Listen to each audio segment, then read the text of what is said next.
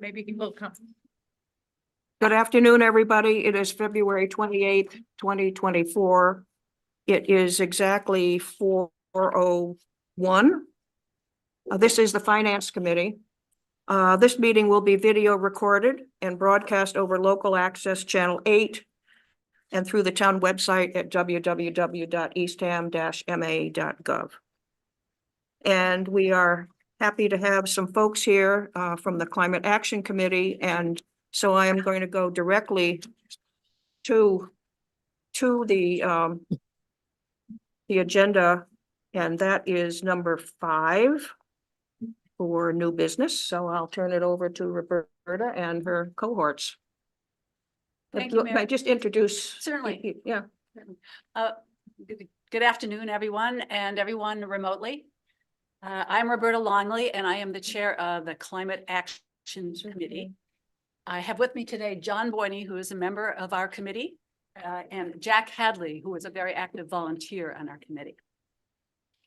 Before we go any further, I just want to tell everybody, because we do have Zoomers and sometimes we have a problem, that when you do speak, try to make sure that you speak as close to the microphone as possible, because sometimes we can't hear here and it's even more difficult for the Zoomers. So I just want to make sure everybody can hear what you have to say.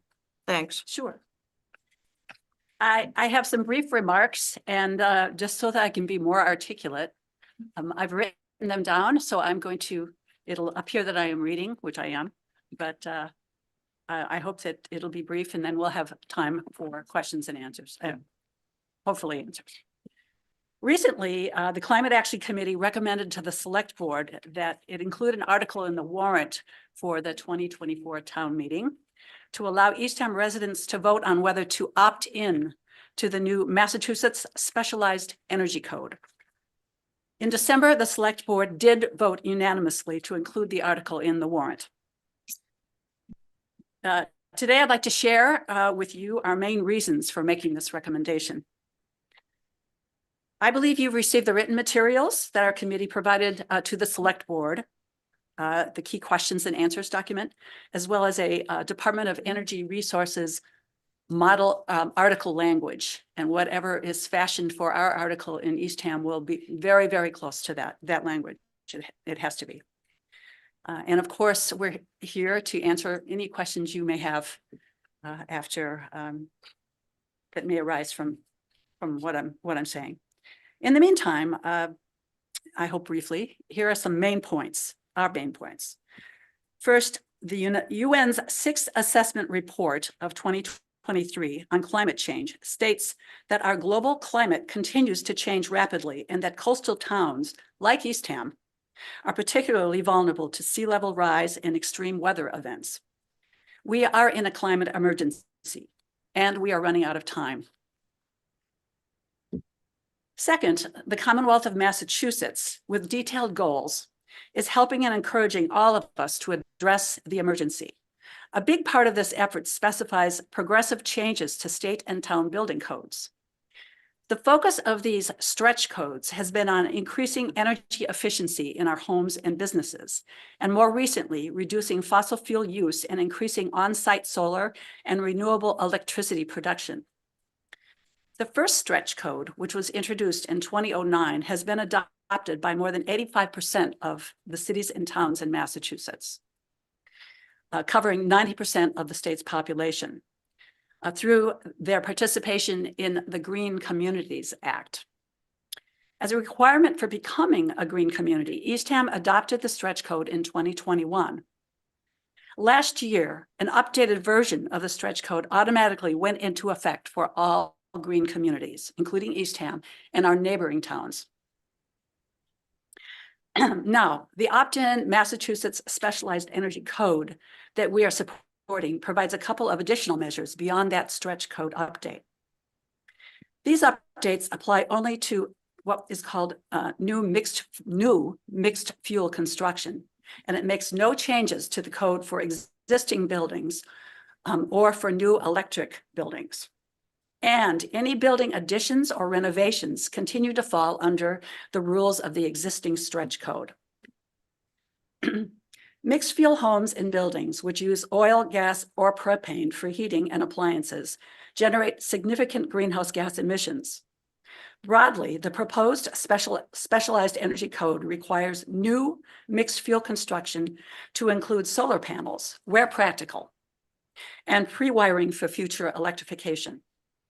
These changes enhance health and comfort and lower heating and cooling costs and add no taxes or levies. I want to emphasize that the specialized energy code will have no effect on the town's revenues or expenses.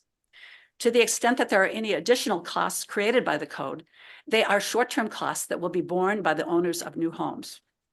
Over time, based on research we've done, the code will actually reduce homeowners' costs because solar panels pay for themselves and generate savings after an initial payback period, usually about 7 to 10 years.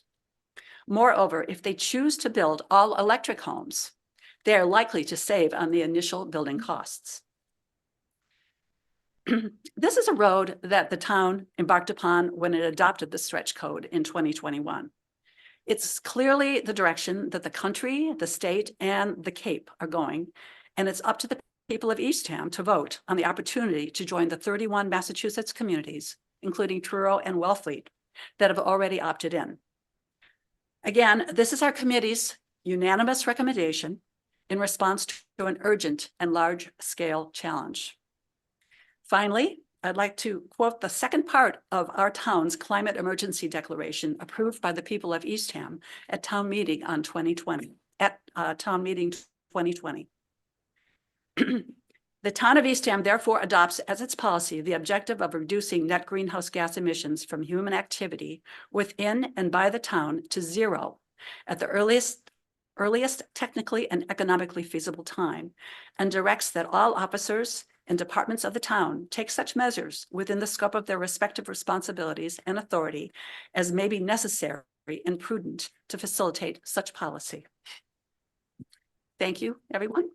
As I said earlier, we're happy to answer any questions or concerns you have. And I just want to comment and I have some questions too, but I'm going to open it to the committee. You mentioned earlier that there is going to be a public meeting on March 23rd. That is what I've been told by Kayla. Yeah, okay. Mhm. And I was just thinking in my brain, March 23rd, I was thinking that it was going to be a Monday because that's when the select board usually meets, but I think that's just a Saturday. Yeah, that'd be a Saturday. And that sounds strange to me, but it is a public meeting, so maybe, I told you that from the top of my head. yeah, okay. Can you check, John? Yeah. It's the second select board meeting in March. So that would be a Monday, so that's 25th, sorry, Yeah, I thought it was the 26th, 25. So 23rd would be a Friday. 23rd It's a is a Saturday, I'm Saturday, going to a so, bar mitzvah. no, the 25th is a Monday, It's the 23rd, it's a Saturday. yeah. Well, Select I board. know they're having they're reviewing warrant article On the 25th, 25th, which is a Monday. They're also meeting on the Oh. 26th. Tuesday. I'm sorry, what did you say, Paul? They have a meeting scheduled for the 26th also to review warrant articles. Oh, Monday, like we've 26th. done in the past. Okay, Mhm. so is that the 26th? Monday, 20 I believe it was Monday, March 25th. Yeah, I yeah, can go back right, and that look would at be the select board meeting. Yes. And then and then the warrant article discussion would be the next day on Tuesday, the 26th, based on what Paul was just Oh, saying. okay. You have more My recollection was that discussion of this article was going to be on the 25th, and maybe the 26th is for other warrant articles. Yeah. Sense. We usually have a meeting just to go over all the warrant articles and to offer Right, people a right. chance to ask questions. Right. I'm trying to go back to the email I received from Kayla. Mhm. We'll straighten it out. We'll get it Yeah, straight, okay. one way or the other. Yeah. There will be a public meeting for it. Yeah, yes. right, okay. So I'm going to open up the issue for the committee here. Does anybody in particular have some questions? How Rick? many building permits that were issued in 2023 would have been impacted Mm. by this requirement? Good question.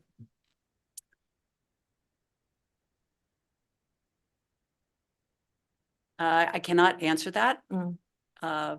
It's a mix of building permits. Many of them are renovations and Yeah, it would be just the new. yes, it would be for construction, new so it's- construction only. I did get a printout of all building permits for the past 3 years, but unfortunately, the information doesn't tell you much Mm. about Whether it's new whether or the square- additions or. Yes, yes, yes. Because I was, one of my questions is, and I think you've answered it now, that this doesn't apply to additions. If I'm adding an entire new part to my house, it doesn't, it's not affected The by this. requirements regarding, if you choose to use mixed fuel rather than all electric, if it's all electric, it doesn't, it's moot. But if you decide to use a gas or oil furnace, for example, if you're building a new house, it would require solar panels Mhm. and Yeah, I understand the new house. I'm but just. renovations, no, it's under the stretch code. It would basically be the same as the stretch code that we are under now Mhm. for any renovations or additions. Right, so How many buildable lots remain? Probably not very many. Single family building lots. I might know. I don't know. Do you have any emissions data related to this proposal? Levels, its impact, et cetera. well, the projections really that I've been aware of is what's expected over, say, using the idea of the state becoming net zero by 2050. Department of Energy Resources did mention that relating to new construction, if new construction can be facilitated in the way the specialized code and is moving, that probably 25% of all housing by 2050 will be housing that has reduced greenhouse gas emissions. So it can produce a significant amount of greenhouse gas emission reduction as a result of starting to build now with all electric or zero energy, net zero, 25%.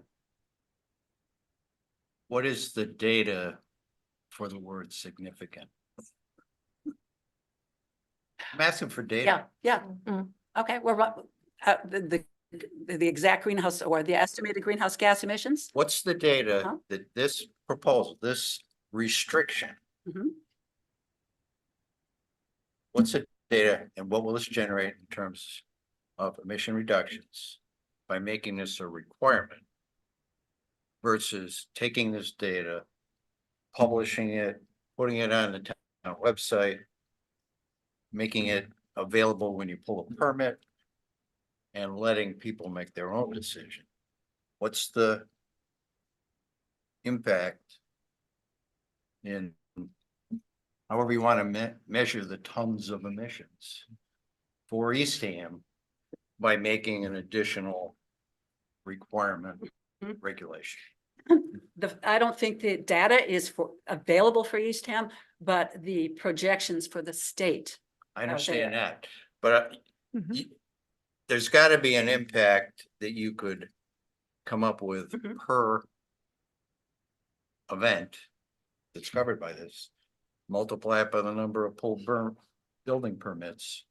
Or if you want to take the Mm. ceiling, all the unbuildable lots, Mhm. and how that compares to the population of town of homes, cars, well, is this I see the word significant again.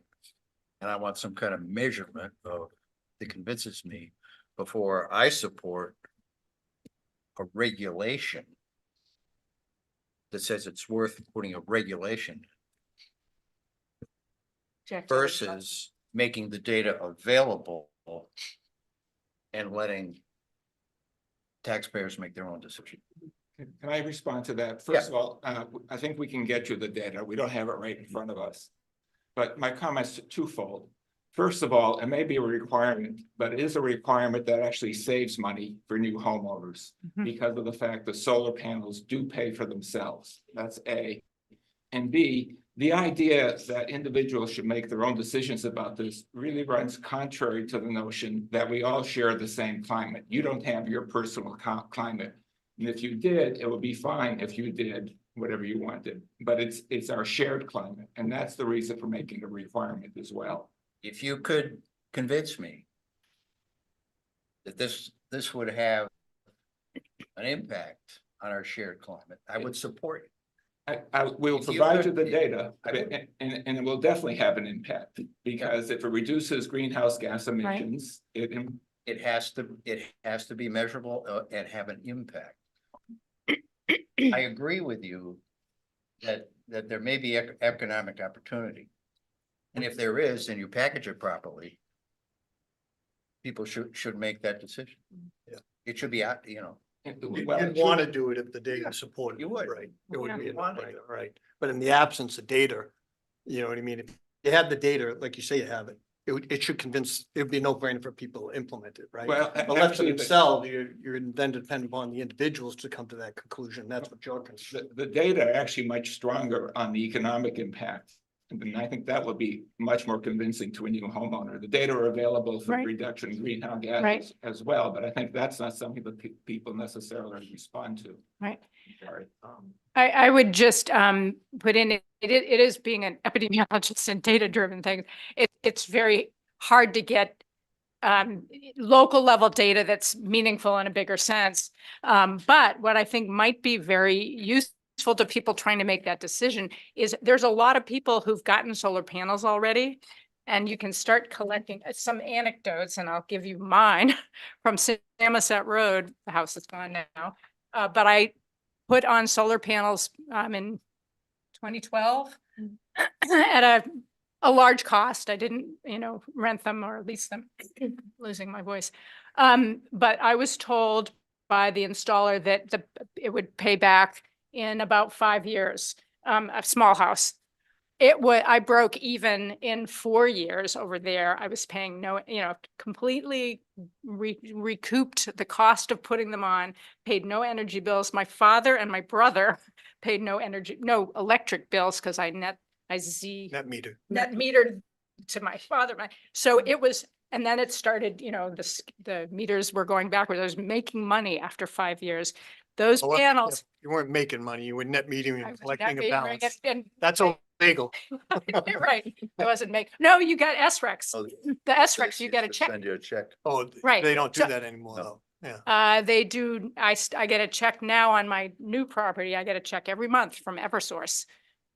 It's not an SREC, it's a new system. So I'm on the way to doing this again on another home. The panels from the first home were perfectly good, and they're now on a building in Orleans, donated to the Orleans Conservation Trust. But I think you could probably get similar economic data from people that have done it already in Eastham, see what their experience is. And I think that would help people decide. I mean, I'm a big fan because I saw it.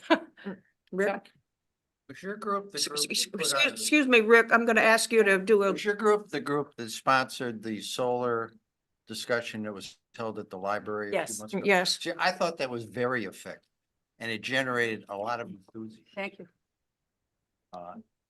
And just from where I'm coming from, I think that's the method that should be used versus regulation. Can I ask just a clarifying question about the emissions impact? Is the question whether any one house that would be built under this specialized code would be net lower emissions than if it were built under the current? Or are I'm you sure- questioning the I'm net sure- I'm impact sure it overall? would. But given the scale, it would have no impact. Zero. So are you looking for significant impact? Yeah, What would be, So yeah, how- looking for significant impact if we're gonna put a regulation. And significant you define impact in terms of the significant? change of, Of greenhouse gases. so, yeah, know, no 10% electric home versus, 10 again, 10% of the emissions for Eastham okay. would go down, Mhm. if we put this thing. You're not looking at an individual home, but rather for think the it's- whole town. Yeah, my gut says it's 0.001. Well, it's probably true with any form of greenhouse gas emissions that Eastham is producing. When you look at the percentage of its place in the world, what's significant? I guess the point is, does a community see that it has its own responsibility in the, as a community and as a part of the larger community? Yeah. That's the question. It's, in a way, it's a I agree. philosophical. I agree, and I think if as a community, we wanted to have an impact. See, I think doing this little thing won't have an impact. If you want to say, let's participate in the broader to have an impact. You know, if you look at all the efforts in the United States in the last 20 years, with significant reduction, I don't know what the numbers are, 20% reduction in emissions, something. It's a significant number. And the vast majority of that came from replacing coal with natural gas. That's how it came. Right? Didn't come from solar, didn't come from wind, you know, they're little pieces. And if you look at, just look at the last 5 years, globally, we're still increasing. And we're still increasing because the developing world is using a ton of coal, opening coal plants every week. We want to have a significant impact. We should be trying to figure out how to do something about that. I'm sorry, excuse me for responding. Yep. The town of Eastham will have no impact on the rest of the globe. I agree. And. Thank you, Tom. I agree. And we should. And the fact that the improvement in climate is not happening as rapidly as we would like is all the more reason to take more aggressive action now. And when you say it's not significant on a per house basis, the whole point is that over time, the more houses that do this and the more we cut back on using greenhouse gases. And again, to give you an example, I put solar panels in my house. I have heat pumps. I use no gas for heating. I use no gas for cooking. Now, I could probably measure how many, therms of gas I don't use and give you a number that would say this reduced greenhouse gas emission. I'd be happy to do that for you. But I think the logic of the argument is even more important. Thank you. Yeah. And I understand. Everyone has their own. Right, raised his hand. Right, Zoomers, do you have some questions? Well, the only thing I was going to say is the evidence is in the documents there. I mean, right off the bat, you're saying 23% reduction in greenhouse gases. You can equate that, change it into square footage of average homes and tons and fuel saved and all that other stuff. So the evidence is there. The other thing too is you're looking 26 years ahead at this point. There's going to be a lot of teardowns in Eastham in that time. You're going to have multifamily housing going up in certain areas in town over time. I think it might be more significant than we may be thinking about as far as number of homes that would be required to adopt this regulation, which is a good thing. So I think the impact would be larger than what we may be thinking. I have a couple of questions. It's my understanding that when folks put solar panels on their roofs, that doesn't affect the assessment of their house as far as local taxes are concerned. Now, but I understand that that's only in place for 20 years. When does that 20 years start? Once this, if this is approved or passed, I should say, does that start the 20 years or how does that work? I think it's applicable now. It has nothing to do with a specialized code. Oh, it has, the Right. 20 years. Yeah, That yes. goes back to, Well, depending on when you put your. from the installation. Right. So if you, right, it has really nothing to do with the building codes. It's more about Oh, the so solar if- panels that you put on your house and what the, so if I put solar panels on my house and, Assessor's card. I'm sorry? I'm just thinking the field card in the assessor's records puts solar panels and a value there. I'm just thinking, gee, I'm gonna go look and maybe yeah, it's yeah, not you- added in, but it's there. You, So you shouldn't have, it shouldn't add have, to the, add, it shouldn't add to the assessed value of your house as far as when you pay your taxes. right. Right. There is some evidence that putting solar panels on your home actually improves the market value of your Yeah, home. yeah. Oh, yeah, I would think that, but you know, if that's the, let's say you put solar panels on and the assessed value of your house doesn't change because you put them on, and then 2 years later, you sell your house and the value of your house is, it has to be increased because of the value of this, having put the solar panels on your house. It's It- it's what it sells for. It sells for more because of the solar Does panels. the you wanna know that, 20 right? years continue? Yeah. The 20 years, if I put solar Sell the panels, house, you Yeah, mean? yeah. Is it for the next owner? yes, That's a very good question. We can try to find out. okay, And if a house is sold every 5 years, does it continue to? yeah. Right. But as far as this code is concerned, it's not, Yeah, it's Oh, not but- impacting. right, Mm. right. And I have another question, and I think Rick commented on it, Steve too. Obviously, we're in the process of looking into building, some homes, but Tea Time, Town Center Plaza, that's all new construction. All of those houses are going to have solar panels? I think that, I mean, the housing that's part of the tea time, it will probably be part of a whole concept of building. My guess is the town will look very, very closely at having those homes using electric Mhm. in terms of their heating and system, because it's a cheaper way of building homes these days. It is the future. And my guess is that fossil fuels will not be in the package. But if they are, then it would, again, it's about the solar panels, depending on the circumstances of the building, Mhm. where it falls in, whether it's a southern location, whether there's shade, all of those are questions, and But it that- doesn't that- apply in those circumstances. And it's a fairly limited amount of solar you need for anything under 4,000 square feet. So, But Oh, just to stay with Mary's question, though, the same, these stretch guidelines, whatever we call it, rules, right? Yep. They're going to apply to town facilities equally as they do to private homes and yes. construction, right? So there's no exception for town buildings, No. right? Right. So the town builds, whatever they build a town at the town center or down at Tea Tea Time, Time, they got to follow the same rules that I would have to if I built a if new you're home building house. a new in house. East Hampton, right? Yes, Okay. although That's certainly with important. commercial and residential, that there are slight differences, but yeah. Just the top level. What's the top level difference between commercial and? Generally, it's going to follow very much what the stretch code is now, Mhm. which will requires a certain building, very, very strong energy efficiency and envelopes in buildings. Mhm. You could either go with a passive house concept. Yep. Or what they call TEDI. Is that? It's that- another measuring Yeah, system. it's another right? measuring system for Efficiency. efficiency Okay. in the building. Yep. Yes. Okay. Mary, I'm sorry. no, that's Did you quite have another okay. question? Yeah, the start date is no earlier than 1/1/2025.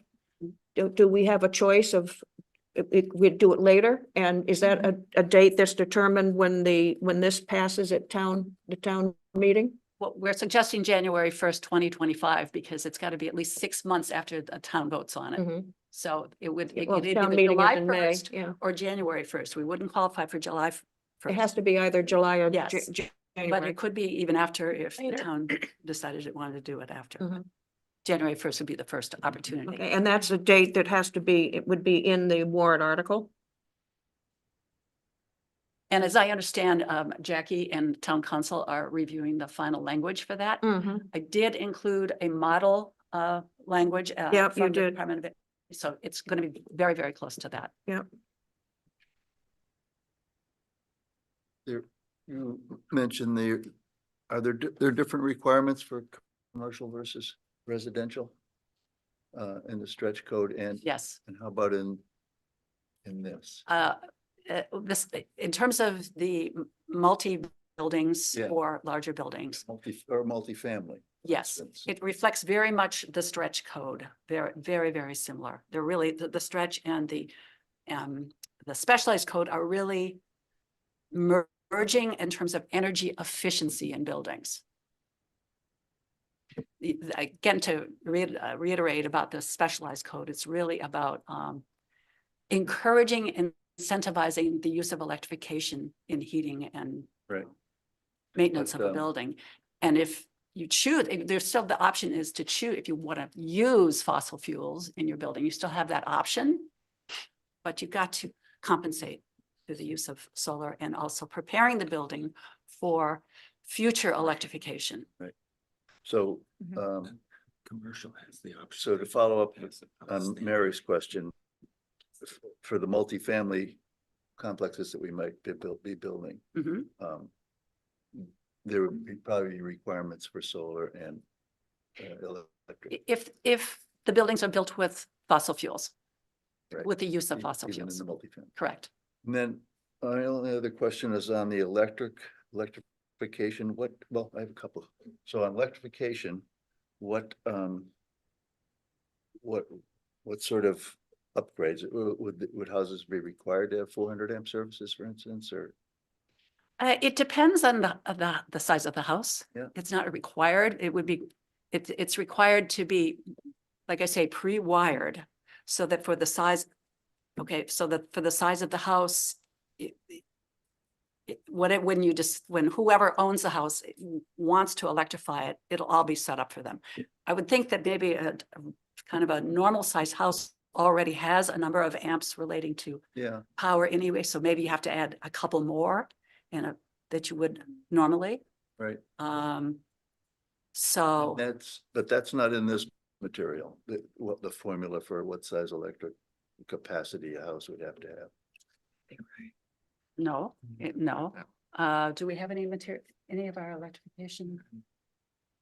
I mean, I saw some figures about what it might cost for the electrical upgrade, but I just, I think as Roberta said, it really depends on the specifics of the house. And the point is not so much the panel, but as the point is doing it now is just much more efficient than having to tear out walls and rewire at a future date.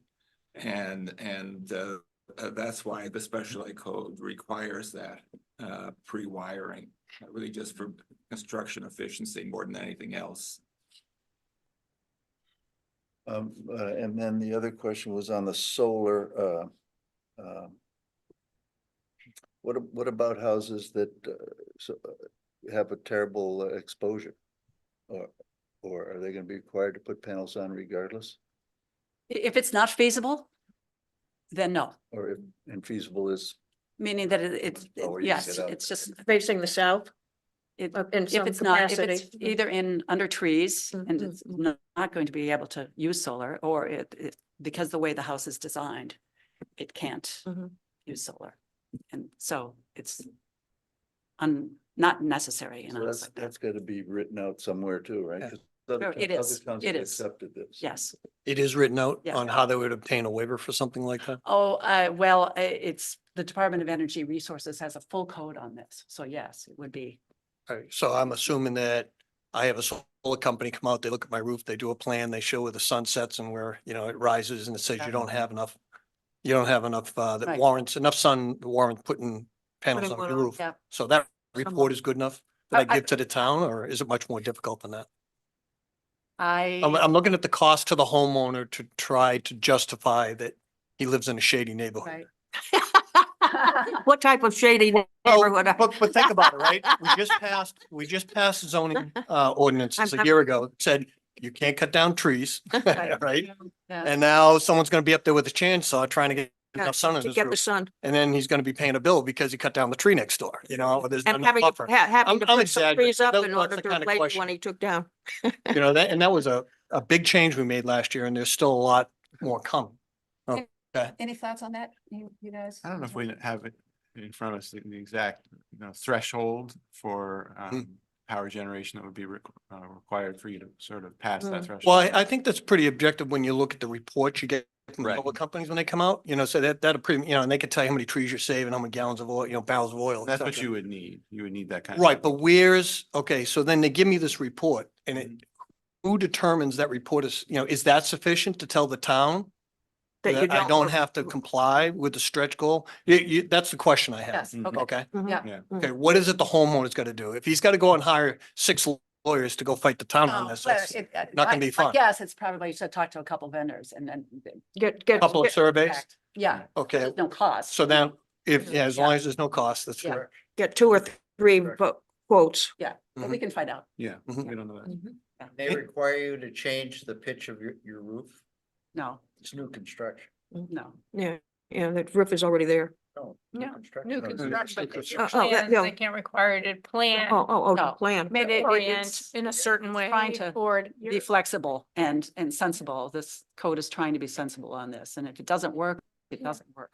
So in reading some of the information, thank you for providing it for the meeting. One of the questions I had was an electric house, okay, the definition, okay? So a full all electric house, does that mean that I'm generating all my electricity on site through heat pumps or solar? Or I'm taking it off the grid? Because if I'm taking it off the grid, that electricity could have been generated by fossil fuel too, right? So how do we do the net on that? Yeah. I don't know that Right. there's an answer you Well, can if give you me have right now. solar panels, then you're self-sufficient. Hopefully, Yes. if right, if I right. generate enough electricity, but it might Absolutely. be pulling from the grid at It's been night. calculated You probably- correctly You gotta on have a battery. yes. If I do have a Get it battery, back. but now, okay, now the cost of my solar system just went up by, you know, Right. a few $1,000s, I right? can answer That's your my second question. question. If you have your all electric and you have solar panels, which makes sense to have. Yeah. Then you're set. But if you are taking it from your electricity from the grid. Mhm. Then, as you know, Massachusetts is moving towards renewables Yeah. in what it's producing for its power. So over time, over the next few years, more and more and more of what comes into our homes is going to be renewable. Okay, so what Agreed. we've done is squeeze the balloon essentially and push the problem out of our control to the state level. You know, Well, in terms of. they're working it as you. No, know. I Yeah. am, but Right. you don't have to worry about it, I guess is a better way to say it. The individual Don't worry home. about it. You still have to make sure they're handling it when it's dark. The grid is. the No, grid I is- agree, but if I'm pulling off the grid, I'm not worried about how they're creating that No, electricity. but the theory is the grid is getting greener. Right, that's And what it you're is. saying. You're not It's held not accountable just a for it. theory, Not a, it's- but it's not a problem for the homeowner to Right, worry right. about is my point. But right? even if, to pick a issue with Roberta's point, even if you have solar panels, you're gonna be using power from the grid unless you have battery storage. Right, And that's very expensive. So, you know, at night, rainy day, cloudy days, you'll be using grid power. And then when you make more power, you know, it goes back into the grid. So that's what the net metering is. well, Yeah, and that's why you might need a 400 amp service. I'm thinking you probably would for a 2,000 square foot house. Because if you go all electric and you've got your heat pumps and you're charging your electric car, you're gonna need Mhm. more than a 200 amp Mhm. service will give you from the grid unless, you know, in the time when the sun's not shining. so you bring up a good point. So I have solar in my home, okay, and it saves me about 30% of the cost of run my house annually, okay? I don't have the battery backup, but I do have net metering.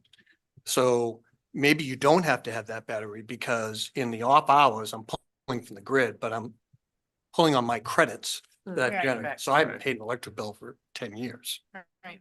Okay, so maybe you don't have to have, I'm talking this through, maybe we don't have to have battery backup. If you generate enough energy, you Right. have enough credits to pull off. No. that. To use it when Okay. it, when it. But- when When it's dark, when you need it. But you need to have the big enough wires in your house. To Right. pull If I'm If you- building if- new with ones, new if I'm building construction. new, but I still don't know what that means because my house is wired now electrically. So Right, and what it's not, we're else not do I? fully electric. But you're, Right. what's? No, what- I'm not what's- fully right now. What's your heat now? My heat, Yeah, no, it's we- oil. Oil. Yeah. So see, the idea be they, to have an all electric house, you Yeah. have electric heat pumps for heat. Mm. Yeah, And they require quite a bit of power. sure. So, Yeah. You'll be plugging in your electric vehicle and. yeah, you plug in your All electric that. car, yeah. You get in my car too, my truck. So that's the electric. That's the wire wiring that has to upgrade be. Piece of it. Okay, And there's that's, just two pieces of it, right? Mhm. It's upgrade the wiring and, Yeah. or make the And- wiring sufficient. well, but then, And then put solar panels. If you on. go with mixed fuel, yeah. Right. If you choose to use If- fossil fuels in your heating and Otherwise, Right. otherwise, otherwise you have to do it. you don't have to You do can- anything. You can put no panels on. That's right. And just pay the electric company. Right. Well, but then you got to balance the cost yeah. of things like, heat pumps versus, traditional furnaces, you know what I mean? That's right. And these And air splits that people are conditioners. putting in their homes today, Right. now there's issues coming out with respect to how they have to be cleaned and how expensive they are. On an annual But basis. remember, your heat pumps are also your air conditioning, so you're Yeah, saving. they Yep. are. Yeah, And, Amazing and heat pumps dehumidifiers. are far more efficient than any Yeah. oil burner. the last question I got was with respect to the developers, and I think in your material, you said you did talk to developers about the cost of what it takes to do something Got some like that. feedback from them. yeah, And, so- could you just share with us, maybe those that didn't get a chance, is they don't see the price of a home going up that much as a result of this? And, when you talk about the acquisition cost for solar, out-of-pocket costs, I know payback, but now there's an opportunity cost for foregone dollars, right? All this nets out over so many years or what? And let's start simple. What's the average price of a home gonna go up as a result of going all electric? Honestly, in going all electric, it's probably cheaper to build a home. I think that in reaching out to builders, many of them, well, there are some who see that this is the way we are going and that there it makes a lot of sense to be building more efficient homes, electrifying homes, solar panels. So some of them recognize that, but there are many of them who are seeing the cost frankly, the stretch code has required homes to be more energy efficient. Mhm. It requires different kind of materials, which has added costs to building homes. There isn't any argument to that. But this energy, the specialized energy code does not really reflect any change in that because it's essentially with energy efficiency, it's going to be virtually the same as the stretch The code. current. So it's not we're talking about the specialized energy code. It's not affecting anything. Do you know what I'm saying? Okay. Jack, did you, or John? did you have anything No, to that's add? fine, but the other point I wanted to make, if you put the cost of the solar panels into your mortgage, it's a new home, you're gonna take out a mortgage for it presumably. It depends a little bit on the interest rate you're paying, but under normal circumstances, the amount more you would pay on your mortgage I'm sorry. You're saying it's gonna be less than what you'd pay in For electricity. electricity, Right. monthly electricity costs. What you save in electricity is greater than the extra amount you pay on your mortgage. And if you think of it as like, so solar panels might cost $30,000, $40,000, but you're taking out a $600,000 mortgage or a $700,000. It's really a very, very small increment. And it's kind of looking at the effect on the monthly payment relative to what you save on your electric bill. And again, the studies that we looked at indicate that, unless your mortgage rate is 8 or 9%, you do better right away from day one by having the solar panels Mhm. in terms of out-of-pocket costs. Okay, yeah, the genesis of my question is, we're very concerned about the average price of homes in Eastham. They're getting more expensive for anyone to buy down here. How much are we pushing that further up? That's where it was coming from. Okay, thank you very much. And I have a question, sort of back to my earlier question. Is there a size of a house that you don't have to meet these requirements? In other words, if I'm putting in a brand new building, a brand new ADU on my property, does that have to have solar panels? If it is a renovation or an No, I'm addition, new, a brand new. a brand new ADU I'm putting on my property. Yes. Freestanding. Good question. Yes. Freestanding, not Freestanding new construction, my understanding is that yes. However, the amount of solar is relatively Small, small, 4 kilowatts. but I'm just saying that if it's new and it's an ADU, Right. solar panels are required. Yes. If you're using mixed fuels, Mhm. if you choose to Oh, electrify it, and mhm. Yeah, if I was building one of those now, Yeah, I would yeah. definitely be looking at heat pumps Mhm. and electric in terms of saving myself a lot of money over the years Mhm. rather than putting in a furnace. And then Yeah. there'd be no requirement. You could put No, as many correct. solar panels as Right. you want. you, Right. you wouldn't need to, I mean, you wouldn't be required to put solar panels on if you're doing it an all electric right. ADU. Right. And sort of on the same wavelength, I mentioned earlier of the building that we're most likely going to be doing at some point down the road with the Tea Time and Town Center Plaza. Mhm. Um, is that, all of that, is that going to be required to have, unless it's all electric? They will be required to have solar panels if they're not in the tree Yeah. zone. Yes, yes.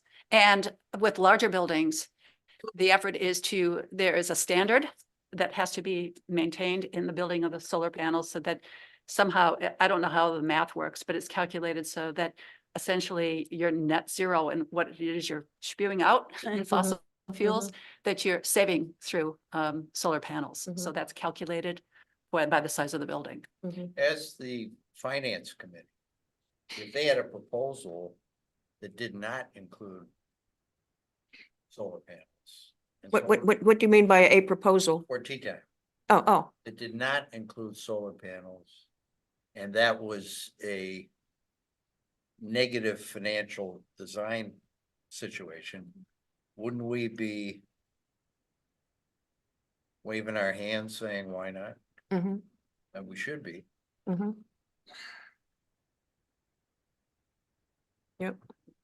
I guess it depends on who controls the building at tea Mhm. time. Yeah.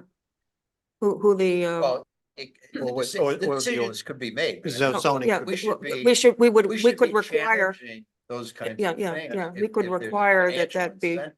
right, May I say something? Yes. As part of the Climate Action Committee, we've talked about this project and Mm, what's going forward with East Hammond.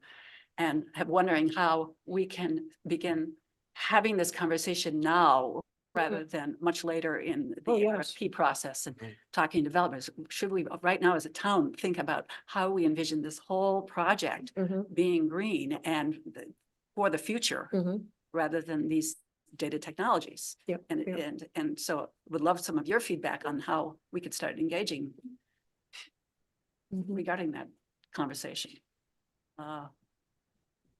Certainly an opportune place. There's not a lot of trees over there. Yeah. Yeah. Yeah, be good. Absolutely. Yeah. I have one other question just in regard to electricity. So every once in a while, we lose our electricity here. Do you feel the grid is up to meeting the requirements for having all of these abodes with electricity? Well, first of all, this whole new construction is over a Oh, period of time. right.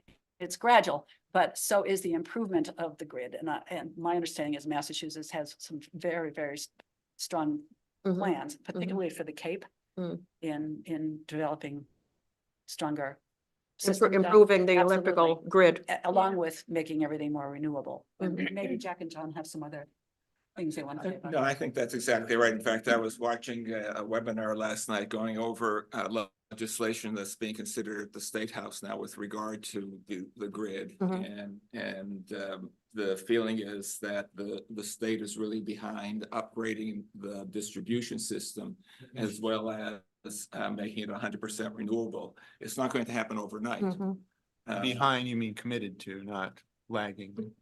Yes, Yes, okay. committed to. Mhm. And in fact, there was a report that was in the Boston Globe just last week that said, well, this is going to have to be paid for. Yes. Yeah, that's my concern, given what we're reading about with revenues lately. And the estimate was that the impact on an average electric bill will be $5 per month. Mm. So the total cost seems enormous, but Mhm, obviously it's mhm. paid for over a long period of time, Mm. over many, many people, over many, many users. And it doesn't seem like a deal breaker or a backbreaker or whatever. Mhm. And it is the way it's going. Mhm. And I- Any, Yeah, I have one more. yeah, sure. So I imagine there'll be some kind of a formula or requirement for how many panels you have to put on a new house. If you're using mixed fuel. Yeah, well, if you're under 4,000 square feet, it's the minimum is, which you have to put on at least, is for kilowatts. Oh, okay, so Yeah. So it's a kilowatt per That's- 1,000 square that's feet. all the way up to 4,000 square feet, or, That's the minimum. You can put more on if you want, right, but that's what, in Between- terms of the code is between- requiring.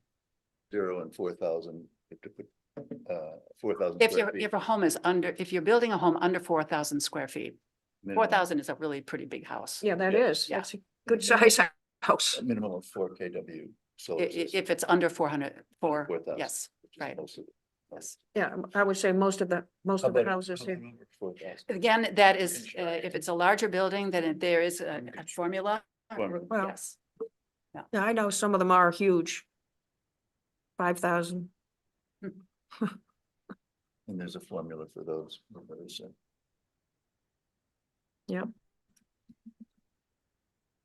Any other comments, questions, et cetera, from any of the folk here?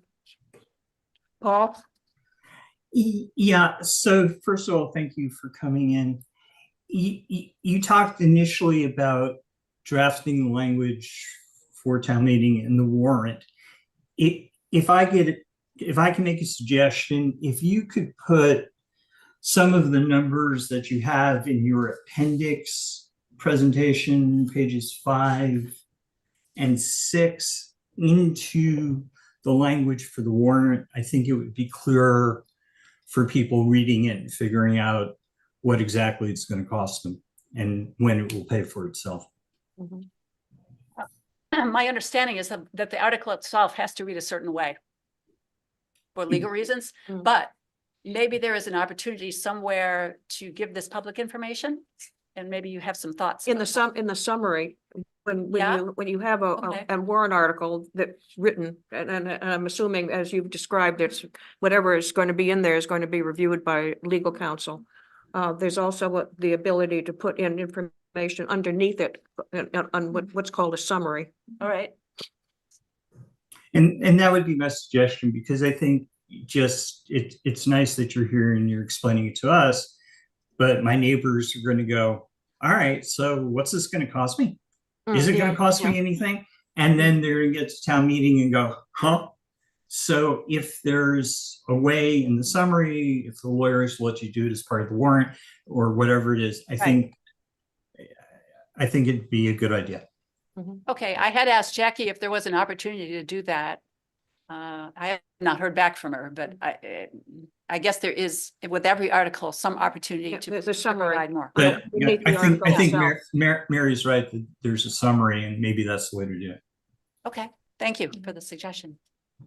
I'd be careful about piling too many numbers into that. Right, Yeah, right, yeah. right. Well, I thought the appendix was pretty clear. I mean, I don't know if you need all of it, but I thought the appendix was pretty clear. There might be some way to consolidate that so that people aren't. And I think it goes back to what Rick was saying too earlier, the facts and data, you know what I mean, help people understand it right Yes. away. You know what I mean? This is not just words, sometimes the wording after reading an article, Right. your eyes can start Right, to roll. but exactly. But what does it really mean? What's the Yeah. facts and data? Hey, I'm gonna say this much if I've got a house this big, Yeah. This is new construction we're talking about, Mhm. help people see that up front, then they won't get lost in it, Because remember, they're reading this and I don't tell you this, you know this, but they're reading this in conjunction with every other article that's in there, right? Competing for their time. No, thank you for the suggestion. That's really helpful. Pleasant article. I really appreciate your interest in them. Yeah, and yeah, your yeah. good Thank you questions. very Thanks. much for coming. Thank you for coming. Yeah. Thanks a I lot. appreciate it. Thank you. Joanna. I'm gonna get the checks. I want to find out how many. Okay. No, I get a check from Eversource every month. It's the second, what's the, after the SREC system? Orleans is, it's the smart, Smart smart. program. So I'm not, You're not smart. I'm not on that. I'm not smart. There you go. But that's obvious. And Orleans is getting the You're- SREC from the original thing. So I'm on. You're on air. Great. I'm on. This is my house. Oh. So there's two things. So I don't own it. I actually, so I meant to bring that up here because there are programs where Right. it's zero out of pocket costs, you can Right. have them put up, because that's what I did. I didn't buy them, so I didn't get the tax credits, everything, Okay. but I gave them use for my roof and I get the electricity rate, plus I get all the net. metering. Okay, yeah, that's See, different. that was a Wait, no brainer for, Yeah. it was an opportunity cost for me, Right. I think somewhere in here it said that I think, that type of, Oh, it is. that type of ownership thing would work, would be. I think they should probably allowable. give more, exposure to that too. Those programs are still available. The program I went into, like I said, was 8 or 10 years ago, but I thought it was only supposed to be temporary. or something. Once you have it, you don't worry about it. You know, the other thing that the town has done is, and I haven't discussed it with this project, is provide monies. We have a betterment project where people, if they want to hook up to the water or hook up to the sewer and stuff like that, that the town provides them with money and then they pay for it over time rather than having to shell out a huge amount of money at the beginning. But we've never talked about it regarding solar panels or anything in this regard. So the check comes back. It says, It's whatever the production from, it's not excess at all. Now I have a $1,000 credit on my bill right now. That's, yeah, no, the checks I get from the SMART program are based on the energy produced by my Production. panels. Here, we're paying you something because So you're, much a kilowatt, right? yeah. Yeah, So I get it's about $150. So because I don't a own the month. panel. about I probably $100 a don't. month, yeah. No, the person that owns them probably gets that. That's Should exactly probably what I meant. Yeah. Go on to, Yes, Well, we're Paul moving said- on, yeah. I just want to comment that one of the items on the agenda was regarding the police issue of staff proposal, and he did give us a short presentation at the select board on Monday. I was thinking that he might be here today to just answer any questions regarding it. He's not here. So I don't know if anybody wants to make any comments about it. I'm assuming that we're going to end up, it's going to be on the warrant, and we'll see how things go from there. But, You don't think you don't think there'll be an opportunity for us to talk with them again? I'm sorry. You don't think there will be an opportunity for us? Well, to we talk to can, the we chief can, again? we can ask him to come to our next meeting. well, it will be, you know. Yeah, meeting yeah, on we the- can, we The can. actual warrant Would pe- article, but would people like to ask him to come to the next meeting? I would like to know the ramifications of doing it, not doing it, and whatever. Or two? I don't know. Yeah. I think the proposal is pretty clear. Mhm. Yeah. What's unclear is how we pay for it. Yeah. That's a discussion. we can have. Right, and that's probably based on the meeting on Monday. It's probably going to end up as an override. Yeah, but the one thing that Which means- there was which no one? discussion about on Monday was, I know the chief has asked for 4 and I understand why he wants 4, but supposing he gets 2. right, is there? Yeah, a- know what I yeah, mean? that was, Is yeah, that yeah. acceptable or not? I don't know what the ramifications. Well, that's It why, says- that's why I wanted to know about the ramifications of Right. of doing the whole thing or doing Right. 2 or, Yeah. or, Let's ask him, 111. let's ask him to come back. Yeah. yeah, Yeah. yeah, And yeah. that's really what I'm asking for. I think he's got a legitimate need. It's just Oh, given yeah, everything yeah, else, yeah. before we make some wrong decisions here, let's understand what the impact yeah. is to the chief. Yeah, I had hoped that he would be here today, and obviously he's not, so I think it would be a good idea to ask him to come to our next meeting. Maybe we can Mary? bump her up. Yeah, Mary? Roy? Yeah, Roy? in terms of, the phased approach, I've thought about that. If we say 2 this year, 2 next year, I think regardless of what number we say this year, it's going to be an override, That's Oh, right. Right, okay? So if we Yep. say 2 this year, is next year going to be another override for another 2? Mhm. If we're gonna do an override, I guess, why don't we just get it over with? Yeah, yeah. Because we had an Get the override override last overdone, year. over with. We had an override last year of $750,000. Yeah, We're gonna yeah. have an override for the coming fiscal year and then the following fiscal year, Mhm. and then we're into contract negotiations. Yeah, What is the override going to be in another 2-3 years? yeah, I agree with you, Roy, but I think that that's a discussion that we should have. I think that's the reason why we should meet with him. Well, I think Rich ought to educate us too. Mhm, For yeah. the 4 Yeah, positions, more of because a Rich you're question. talking about fringe benefits. You're Oh, yeah. talking about As far as the another override is vehicle. concerned, yeah. Right. Yeah, yeah. We don't know the scale of the override till we know the schools. Right. Oh, yeah, that's Mhm, true. We have, exactly. and some debt issues. If we do it like Rich has liked to do it in the past, there'd be a distinct override just for the policemen, I think. But I think also that we could do like we've done in the past, do an override for the whole, say, 4 officers, but then say that we're only gonna do one a year for the next 4 years, or 2 and 2 or something, and, but get it all done with one override. Yes. But Yes, spread the Right. pain out over. Yeah. And that's Okay. exactly the question I'm trying to yeah, right, understand. because that's exactly what we did this past year, where we had the override of 710,000 and 550 of it was for the 3 years of collective bargaining. So we had 490 and 60 for the Right. 550, and that was for 3 years of the 550, and then the 160 was added onto that 550 to make the 710, and that 160 was for school. So I think the way to move forward on this is to actually have Rich be prepared to discuss with us those options. I don't think the chief, that he's not gonna add something Well, but different. No, Chief no, is the no. only one that can answer the question of Yeah, what the Ramifications, ramifications are I of agree. spreading out the Right. hiring. I and not. agree, I agree. The Yeah, okay. cost of hiring, Because the if he comes cost in of and says, training, the No, I cost of gotta have everything these else. guys next Okay. year. Yeah, Okay. yeah, Okay. I agree. So let's have Rich and, Well, Rich is normally here. He's Yeah, unfortunately, okay. he's not well today, but. Yeah. Yeah.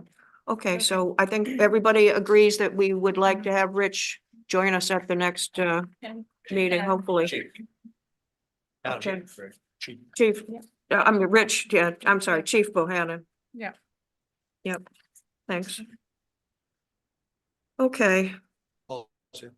You work a lot of. now, CPA. here we are again. RFP. On to item number 3, Community Preservation Act.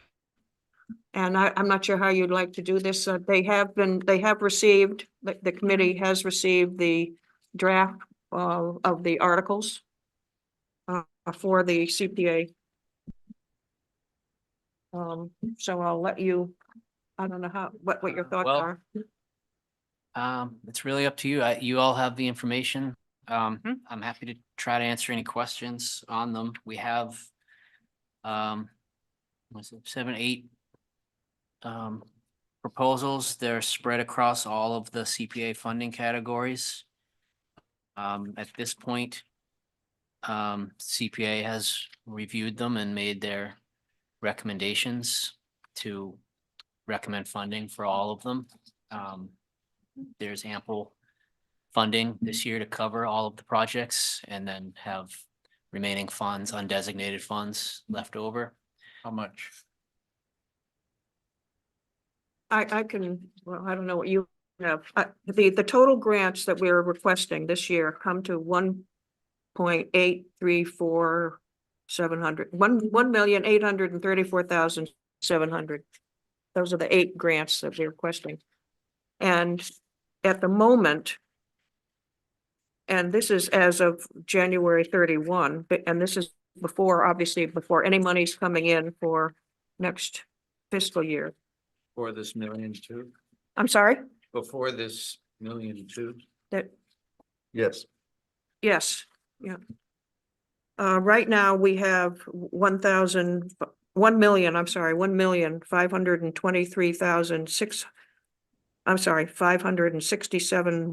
567.59 cents. That is in unrestricted. Now, some of the grants that we have approved are going to be coming, the monies are going to be coming from the restricted. And also that 1,000,005 that I just gave you does not include the monies that we will be receiving from the 3% surcharge in the next tax bill, which is in May. Is it May? When we pay our next taxes? May? Yep. Yeah, and our taxes generate the 3%, I should say, the 3% surcharge generates about $500,000 each time we pay our taxes. So if you add the $500,000 to the 1.5 million that I described, that's 2 million, and we have 829,000 in restricted funds. Which would define restrictive for me. Mary. We have the 4 categories. right. And as we proceed to use monies for the various grants, we will take the monies, if it's historic, we'll take it out of the restricted, if you, So 20, Oh, the reserve. from the, yeah, the 25, 25, yeah, 25. well, I call it 10, restricted. 10, 10. No, Yeah. 10, 10, 10. 10, yeah. I'm sorry. But over time, we don't use it all up, so Yeah. over since 2006 or so. Right. CPA So we have CPA monies requires left you over. to use or Sequester. sequester at least 10% Different of terms. the funds into the 4 CPA categories. Right, I So every understand. year, yeah, so that's why we always do that reserve. Yeah. With the 4 split out, so that we always, Meet- that's to meet make the sure we never requirement. run Right. afoul of Okay. that. So, and then, so that goes in the reserve, and then when we get into the actual projects for any given year, then we go through and decide, is there enough in the reserve?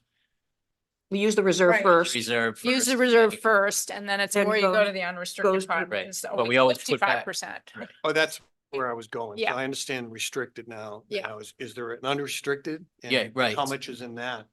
Well, that's what I That's just the told one you. point five, it'll. That was the one. That's the 1.5 1.5, million, yeah. and Right, it'll be right, more. as of January, the end of January, it's And I one can use point five. that. In any anyway, of those 4 categories, but Yeah, But not, I'm not restricted by percentage at that point. no. Put it all into one if I want. Yeah, you Yep. could.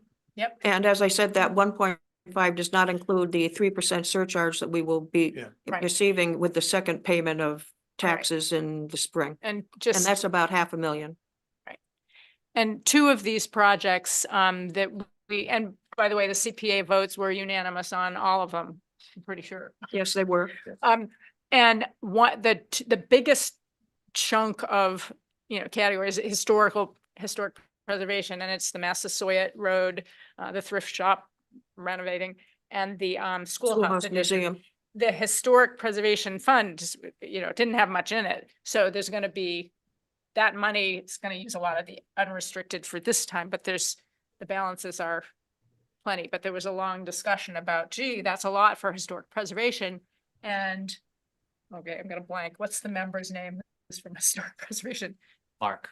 Mark Herman. Herman Mark said, Herman. Mark Herman. what happened, I mean, things go in cycles, and it's like, we have a certain number of historic things in town, the town hall, all this work that Is Yeah. is CPA money. It's historic preservation.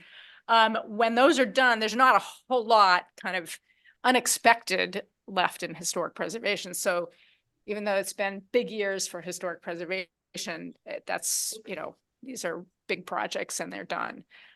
With the big anticipated for the next few years, there's gonna be housing, tea time, All sorts of programs. The Massasoit third floor apartment there's gonna be a lot of potential community / affordable housing projects. So again, we wanna kind of be ready for those that come in. We can't fund things that don't apply. So. The Massasoit does not include the second apartment. Right now, the request is Just for fixing the building. fixing the building, the infrastructure part, and it's all under historic preservation. If the next phase, if there's a way to use the They third could come floor. back to the CPA for monies for the housing part of it, and they are Right, hoping but- to use the second floor and the third floor. Right. Does What did we anybody- pay for that building? when we bought That's it? what I was gonna, Yeah, that, 450, 450, and that came from. that came from CPA. CPA money too. right? So now we're up to Yeah, 11, over 1 million, Yeah. 1.1. 450 and 740. It's Million. fairly, I mean, unfortunately, why in this town, and if Jay were here too, when you get a really old building, they have to go through the historical commission, but that Half Cape, the last one, the only one in Eastham, got torn down after a year because to actually fix it would have cost so much more. And that's what I think Massasoit's in better shape, but still it's more to fix up old houses and make them to code and all Right. that than And- to and tear it it's- down and build a new one. And at some point, it becomes unaffordable. Yeah. So what's the basis of the 740? Did you get proposals and votes? Yes. I'm sorry, I didn't hear what you said, Peter. I'm wondering Yeah. where the 740,000 came from for the Massasoit proposal. So we hired Oh, Cron, architect and a design professional, Mhm. and then a professional estimator to go over the scope of work. So that number includes the itemized portions of the work with an escalation factor, and we added 10% contingency on top of that.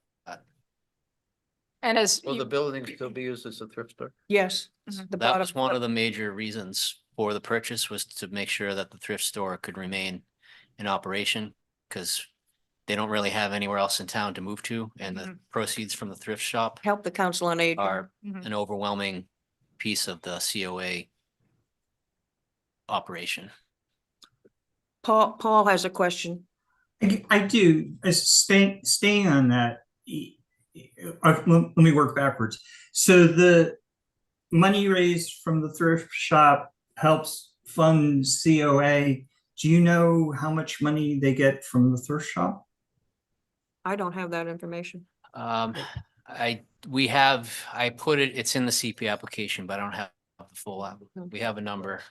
Well, because the short question is, wouldn't it be just easier to give the Council on Aging the $740,000 without doing this? Or And half of then, it, I'm sorry? Go buy a new or place. half of it. Yeah, and then the other thing is, okay, so 450 for the building and 740, it's $1.1 million, whatever it is. Having spent the $1.1 million, what do we have and what do we do with it? Well, So- as I mentioned, we hope to have some housing, both on the second floor and the third floor. But you know, Is that part of the 740? No, that's not part of the well, 740.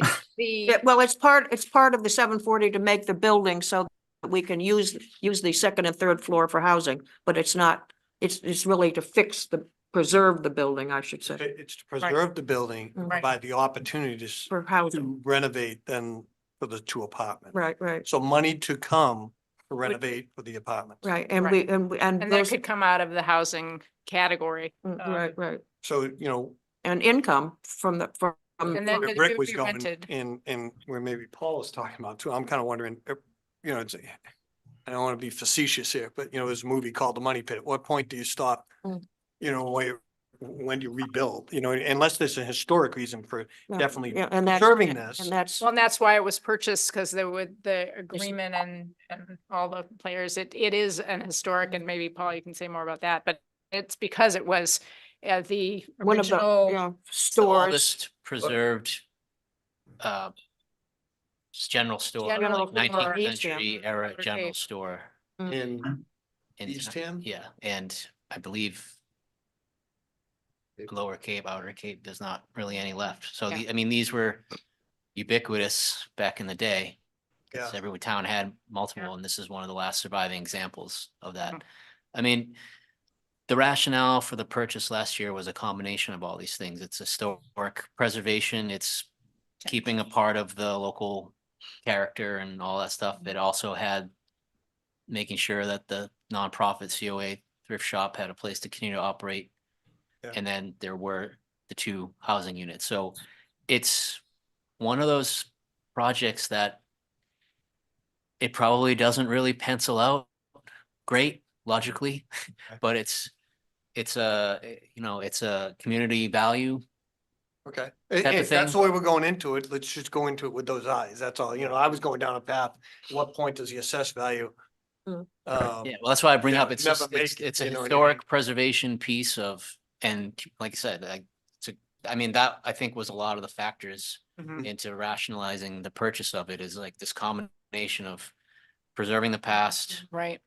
And supporting a nonprofit, getting a housing unit, and like I said, when you mix, you know, it's, and a lot of times, as you know, a lot of decisions at town meeting are not totally based on how it pencils out. It's this combination, there's an X factor Right. of like, is it going to help the community in some way that isn't, totally tied to the financial Understand. Yeah. aspect of it, but so, Paul, just to get to the money pit question, say if it, using community preservation funds and historic preservation, you're required to have a deed restriction. It's historic preservation. You can't sell it as a fancy penthouse and make money that way. But say at some point it really is like, you know what? There's, a huge thing of asbestos and radon, you found all these things. Does the town, is there an out when you've done something? I mean, I'm hoping, I don't think From that's the case here. financial But decision? from a financial decision, could the town, a few years down the road, say, you know what? We can't do this, we're gonna sell it to, I think you'd be in trouble with the CPA law. well, that's on what, that. that's my question. Well, I Have we think- done something that you can't get out of now? Well, you would have to return the money back into the You CPA, have to return the CPA funds used 'Cause for the then- purchase? right? Because then that would be funds. So you, yeah, Okay. the town could sell it, Unwind it. unwind it, but it would have to put the CPA back, Okay. CPA portion, well, yeah, it was all CPA, so that would have to go back into the Go CPA. back into Because the, essentially, that would be saying for that year, well, depends, to go back and check the numbers, but you'd have to make sure that you spent or reserved at least the 10%. Well, we do anyway, so Mhm. we wouldn't have an issue there, but you'd have to put it back in the Where CPA. it Okay. came from. So Is the current apartment empty? I think. It it's- is, it yes. The I second, think there's nothing on the $2 second, million third dollars. floor. I'm sorry. yeah, I know nobody's living up- on the upstairs. third floor. There was somebody living associated with the owners on the second floor. they And, moved out. and they were going to be moving out, so I can't tell you the timing exactly. Right, so we didn't want to move anyone in because the work, Oh, the yeah. second floor apartment there's nothing wrong with it, but the nature of the work on the rest of it's gonna be Would disruptive. really Yeah, yeah. disrupt them. So we don't want to move anyone in yet. Oh, yeah. Know what's going Till the on. work And is done. Then we have to figure out what the nature of the rental on the third floor would be, and if that's money that could be used for, if it's gonna be a deed restricted affordable unit, then we can look at CPA and possibly housing Mhm. trust funds Mhm. to offset that. I went and walked around today just to get an idea. Go inside. No, they're closed. Oh. By the time I got there. Is most of the work on the exterior? Most of it is, there is some, fire suppression is required, so there's Say some fire suppression. internal parts in this first phase. And they have to do the fire rating, the ceiling separation, because it's a mixed use building. That wouldn't come, that technically isn't historic And that's- preservation. That's it is actually, it counts in that. I asked that same question. Separation. Yeah, It's part of bringing the building up to code. code and safe for the current use of an historic building. And that was a huge chunk of that cost. It was, well, that was like $150,000 just for that, which, but It's the same thing, it's like ADA compliance, Yep. building and fire code yeah. compliance. it's- Is there a long-term plan for this parcel? In other words, how much is it gonna cost us in the end to get the building restored, thrift shop back in there, the 2 apartments up to code and occupied? What's it gonna cost? You know, we're into it now for, Well, we're into it for the 1.2. 450 purchase and Yeah. if This if is approved approved. at town meeting, that's 740. so 740, so we're at 1.2 now, right? Is it gonna take another 1.2 to, I would I'm think just the talking about third, rough numbers. no, the third I don't- phase, I it don't seemed think like that's been it would be I don't a lot believe that's less been than that, determined. but Bring it up to 2. I don't think that's No, been. 2 million. been yeah, determined. total of maybe 2. Yeah. Maybe Paul has some idea, I don't know, but that hasn't really been quoted. I have No. a hard time with this. The location is not good. Mm. I mean, if it was towards the middle of town where you could do something that would get people, Mm. It's- Down a corner. you know, and it's out, it's away from everything. Is that where the building always was? Is that where it was? I know. No, I don't believe so. I think it was like a neighborhood kind Yeah. of store. Yeah. Well, the Well, the it's close campground, the towards whole campground area Yeah, used to be there and that's where people came in the summers Yep. and they used the store. I mean, they sold things at the store for the folks that were there for the Mhm. campground. Yeah, but it's a small part, the actual Yeah. size of the lies, Yeah. you know. Relatively small. It was a mitten factory before that, Yeah, too, yeah, or after yeah, that, Mitten. they made Mitten mittens factory. in there. Yeah. Yeah. So I It was, think we it was should- colder then than it is now. I think we should be using the community preservation funds in every way possible to minimize the town's costs on tea time in the center, to minimize the impact on the tax base from doing those projects. Mhm. There's a lot of things you could do and put under this umbrella, I think.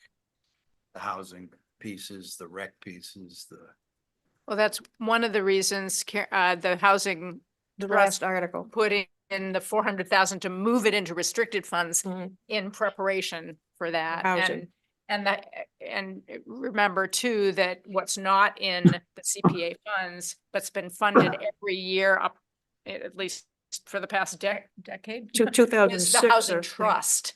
So they will have, they're, very aware of what's coming at tea time. So I think having CPA funds from unrestricted, affordable housing, maybe even some open space if the development has a sort of concentrated area that's going to be left open, you can pull from those funds. We can't get any historic preservation in tea time because active yeah. rec, if there's a, Playground area. you could tap a lot, and the housing trust. So yeah, the taxpayers will be And, happy the more we can offset with and CPA. CPA generates, more every year. But Yep. it's up to about $1.5 million a year now, so every year it's coming. Yeah.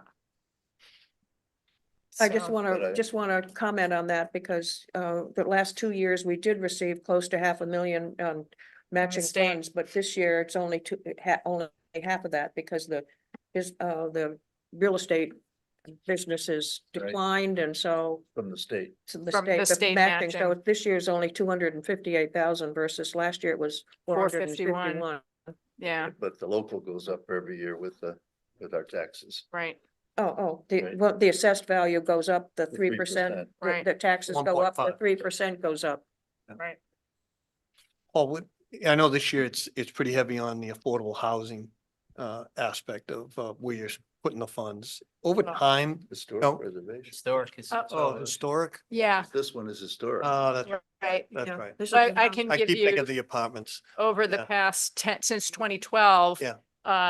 They, it's about, I don't have my little chart with me, but it's like 4.5 million. You want to has know gone what, to- what the CPA is given Has to? given out for projects, has Oh, oh. allotted. The largest is affordable housing, community housing, about 4.5 million. The I don't have next that here. category is open space at about 2.6 million.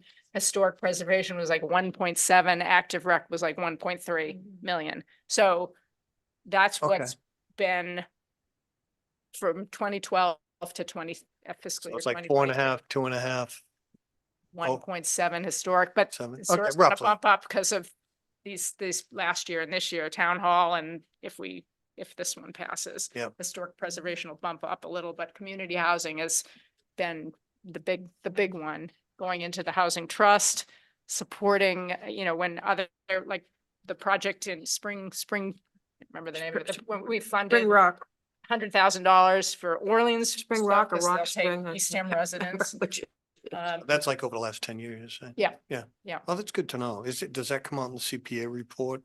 yeah, we have a Historical. report going Yeah. back to Yeah. the beginning of Yeah. time. That would be good for people to see. I don't think a Well, lot of that's- people know that. Paul, I know Carolyn had shared the Boston Globe articles about CPA funds in some communities where they really need housing and they're not using and not funding projects, and open space is seen as competing and taking land away from housing. And Eastham, it's not the case at all. So that's, that's good, but we still need the projects, and Tea Time and the Town Center Plaza is the big one coming, so. I think the chart of, Yeah. Again, of where the funds have gone is available on it used to be on the CPA website. Yeah. Mhm. So if anybody wants to, We have to update that. I think I sent you no, I'm sorry, not you. I sent it to Stacy. Mhm. The report that goes back to all of the projects that we've gotten, how much they were, but the years that we approved them and where the money came from. Yeah. So we have it up until last fiscal year. The other historic project, the Schoolhouse Museum, Yep, the North Wing, yep. is that gonna expand the North Wing or rebuild? It's a new build. Well, it's build what was there in the past. There's nothing there right now. It's being built to replace what was there was torn down. originally. How many square feet are you building? Ah, Is it like 500 just a minute, I don't know. or 600?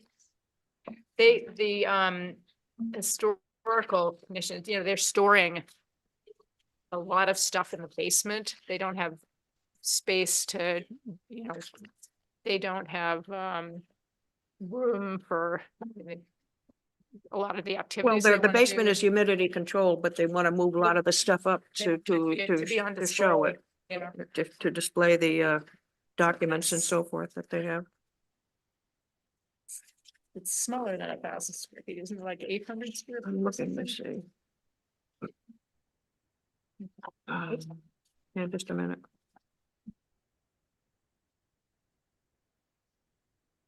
But it's whatever it is. Is it- $547,000 for 800 square feet. It's 446, right? 447,200. 447. 447,200. Yeah, all right, $447,000 Yeah. Right. for 800 square feet Right. seems excessive. Is that a square foot? I'm looking to see if I have it. They did have an anonymous $100,000 donations to start with the plan. That's how they got the architectural plans and the survey and stuff. And that has So, to be used in advance of any of our money. yeah, the rest of that, and they're going to be continuing and actually revving up fundraising that hopefully will offset some of this, as always is the case. If you allot money, you don't want a lot less than is needed, but if you allot more and they are able to raise money, they won't use it from CPA. It'll go back to the category from which it came. Mary, So could I look at that? that's what they are hoping Do you know to where it is? raise more Is that what funds. you want, or So. I if it's have, 800 square feet. I have a bunch of other stuff here. Is too. that what you found, 800? Oh, no, I don't know. Okay, I don't, so I haven't found anything. Because I was checking. 800 square feet. $558 a square foot, not including, would they put in 100,000? No, that's going to be subtracted from the 447. Oh, the 447 is the total of the. Yeah, of the right. Proposals you got. or the Right, quotes. yeah. Is there a full foundation under this thing? Is there Yeah, those are the proposals. no kitchen, right? No, there's no kitchen. It's 25 by 32. 25 by 32. I turned my computer off, so. 800, right? 800 square feet? Right on the button. Yep. So yeah, $558 a square foot. I remember when I used to build them for $100 a square foot. Well, and again, they're required to have, because it's public, they're required to have a sprinkler system and the fire, all this other stuff. ADA access. ADA access, so the construction costs. No, is there a bathroom in there? A what? A bathroom? The Oh, addition. a bathroom. Yes, there is. Not in the new It's in- edition. It's in the. Nope. Well, there's one right on the, No, I mean, This is just gonna be For the- Is there for a new bathroom being exhibit put in? space oh, No. and an added storage space. Yeah, it just seems, it does seem very expensive for a building that doesn't have any plumbing. It's got heat though, probably heat and AC. oh, yeah. heat, For the, well, it does have plumbing because of the fire sprinklers, Oh, a the- sprinkler system, so No bathroom, though, no bathroom, no but kitchen, No kitchen. but you got four quotes. And Mhm. this was the not the highest. No, it wasn't the highest. All the other four are really bunched together. Yeah.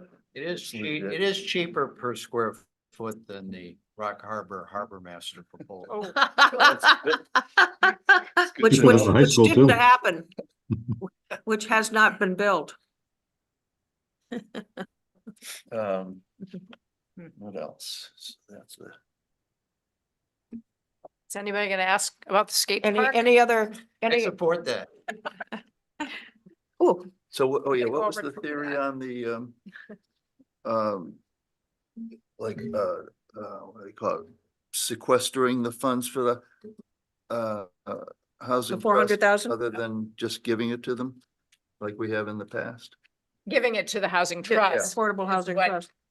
But, Right, but, so- Used to do the Right. 400,000 every year. So the trust didn't request any direct funds. No. Right. So instead, the request was, well, I should back up, and you'll remember this from your time on CPA. So the CPA 5-year plan has guidelines on how the money, how undesignated funds should be used. So we reserve the 10%, like we talked about, and then you got your projects, and then you mix that in, and then what do you have left? That's undesignated. So there's guidelines of what they should do.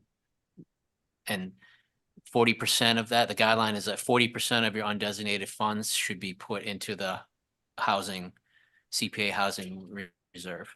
So the approach this year was to just actually make that formal and do it. So instead, the housing trust made the request to keep it within CPA, but put that undesignated amount into the trust. So the 400,000 To lock. it comes in. out to 49% of the undesignated, but it's going along with that, Right. that formula.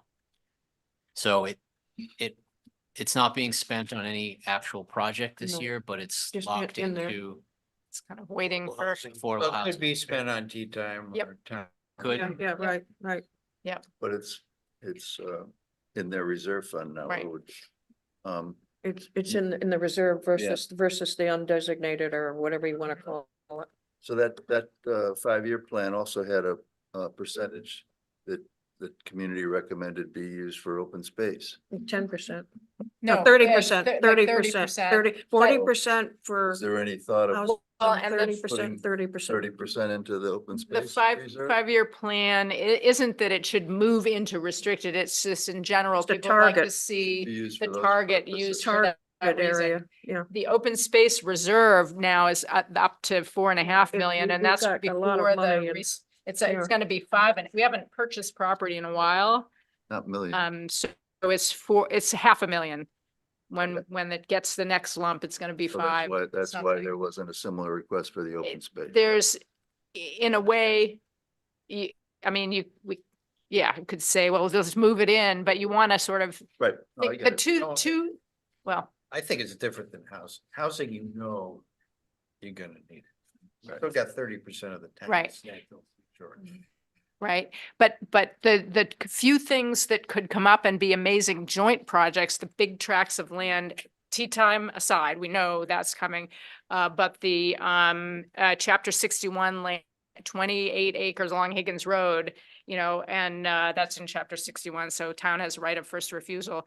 That's a potential joint that, that could be come on the market and be a lot. So we'd want, open space, you can tap a number of different funds for that. And so anything that comes up that's purchasing property is going to be a lot. And I think the need in this town, the housing, but to join and have smart development projects where you could tap both funds are, If something comes exciting. available, it's gonna be more like when we bought tea time.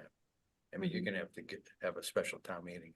Yeah, any money Yeah. that is put into this reserve has to be approved by a town Town meeting. meeting. and- Even though Yeah. we're recommending 400,000 be put into this, if anything comes up that we need to use that money for, it's got to be approved at town meeting. Yeah. So, Any questions from the 3 Zoom folk? Any other, Let's see, any questions on any of the particular? Spring Rock Village, could you just? Spring give Rock us Village is. That's the- 100,000, and that's a housing project that's going to be in Brewster.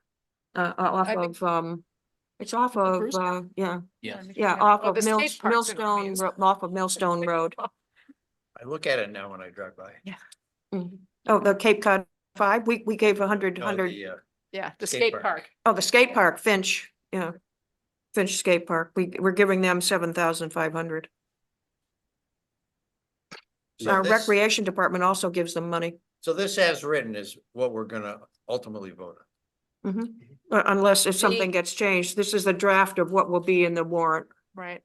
And the moderator, I guess starting just a few years ago, put all the CPA articles into one, so it could potentially be one vote, but anyone can get up and say, I want to pull out one that have it separate, you know. But the if there's- finance committee is gonna vote on this. Yes, would we Yeah. ever the, want to pull out a project and, We could, but I we'll think. vote on each one of We'll them. vote, we'll within vote on there. each one. I mean, the Yeah. CPA committee has voted. You'll see, I mean, their votes are on there. Finance will vote on And the each, finance will vote on each one, each one also. just, just like the CPA committee did.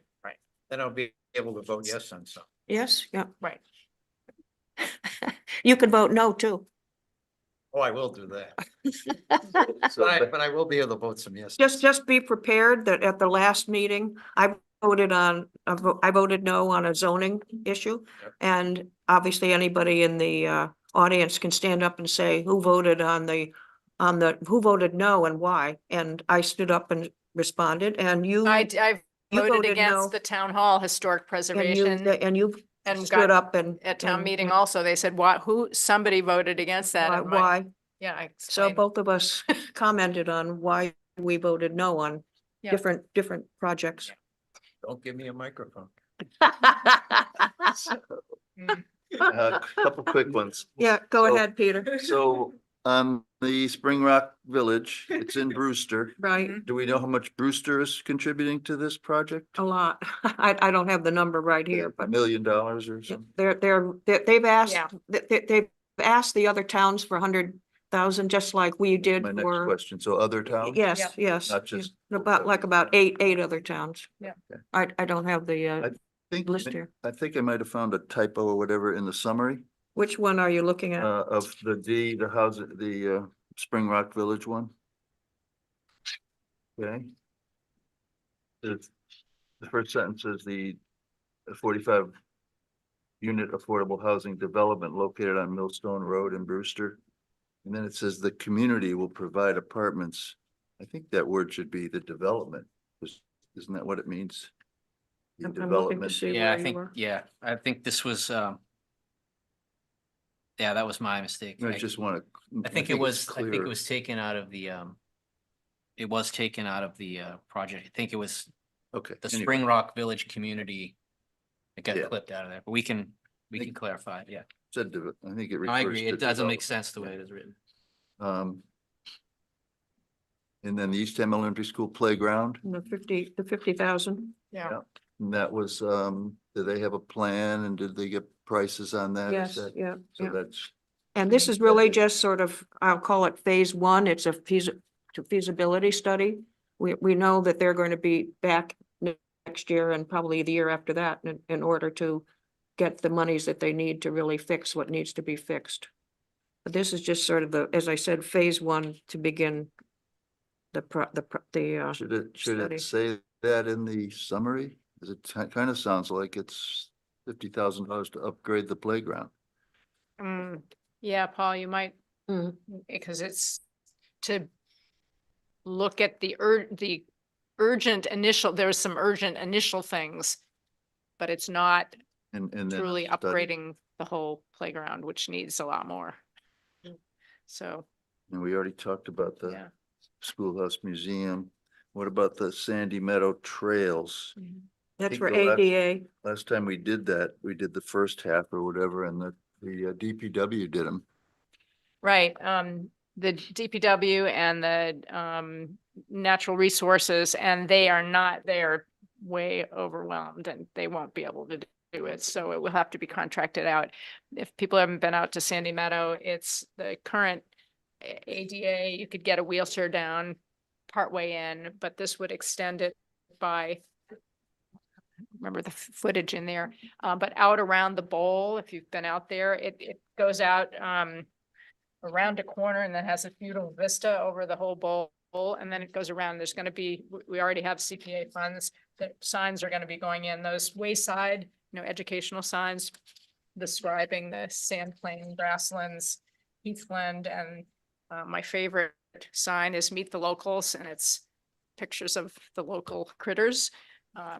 And the ADA extension will go all the way out to, before those stairs You can't go all the way around, and you certainly can't go up that hill down in the But, middle.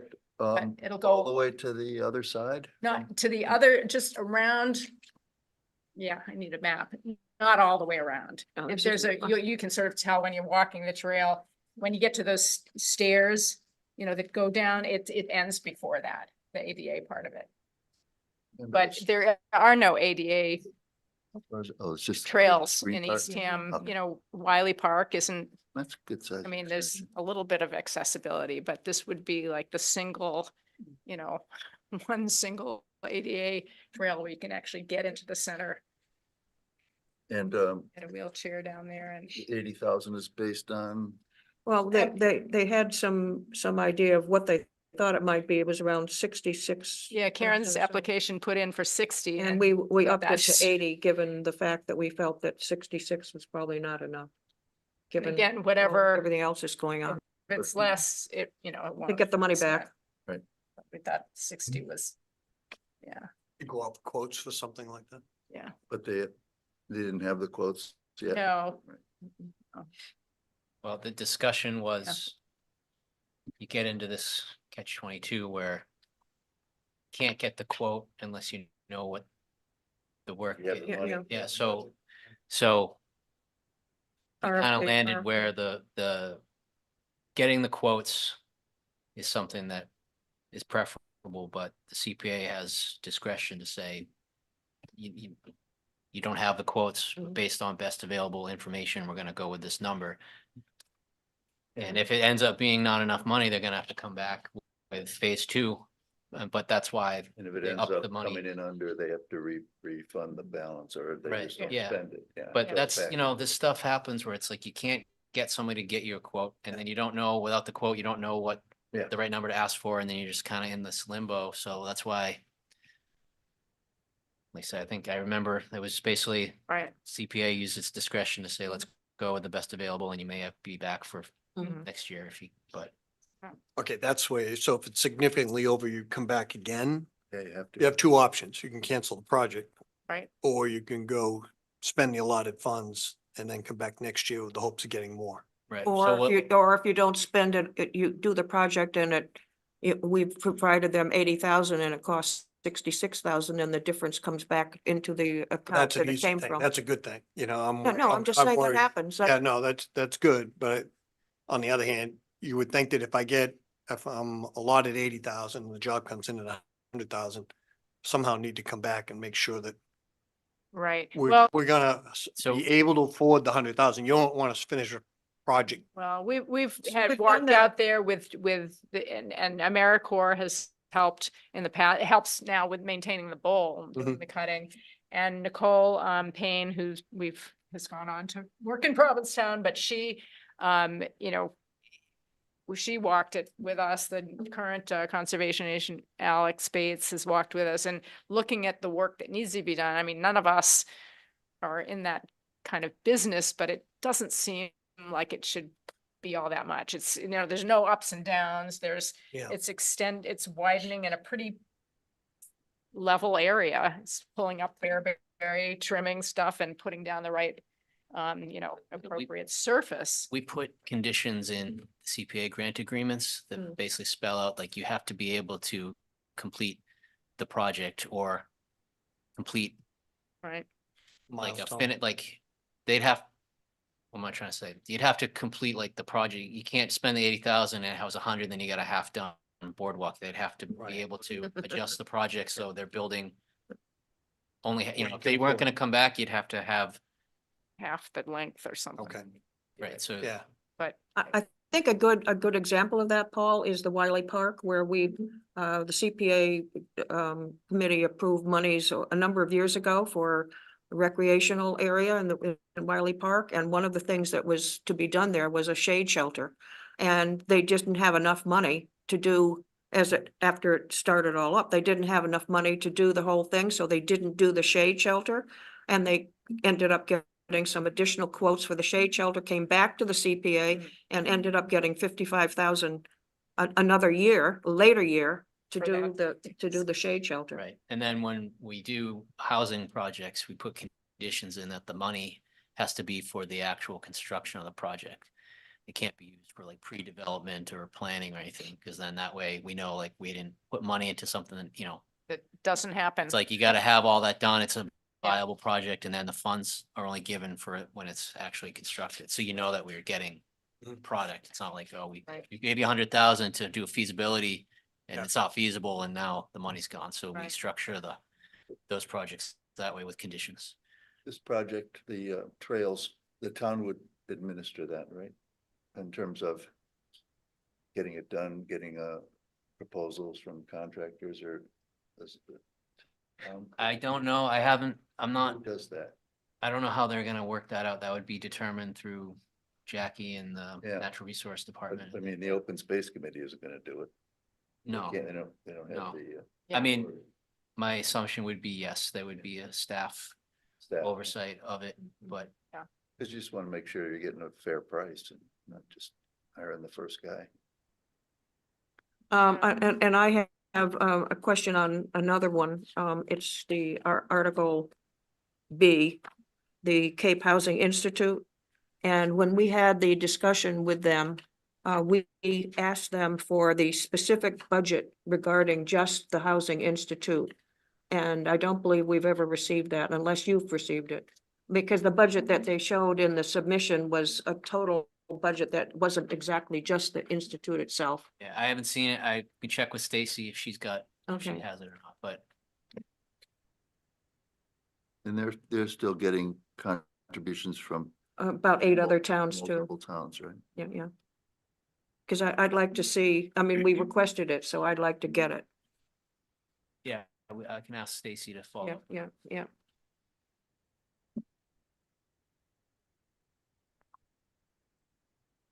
Any other questions from folks here or on the Zoom? Everybody all set with these articles? Thanks, Paul. You're welcome, thank Oh, you. I'll take my, do you have my? Oh, yeah.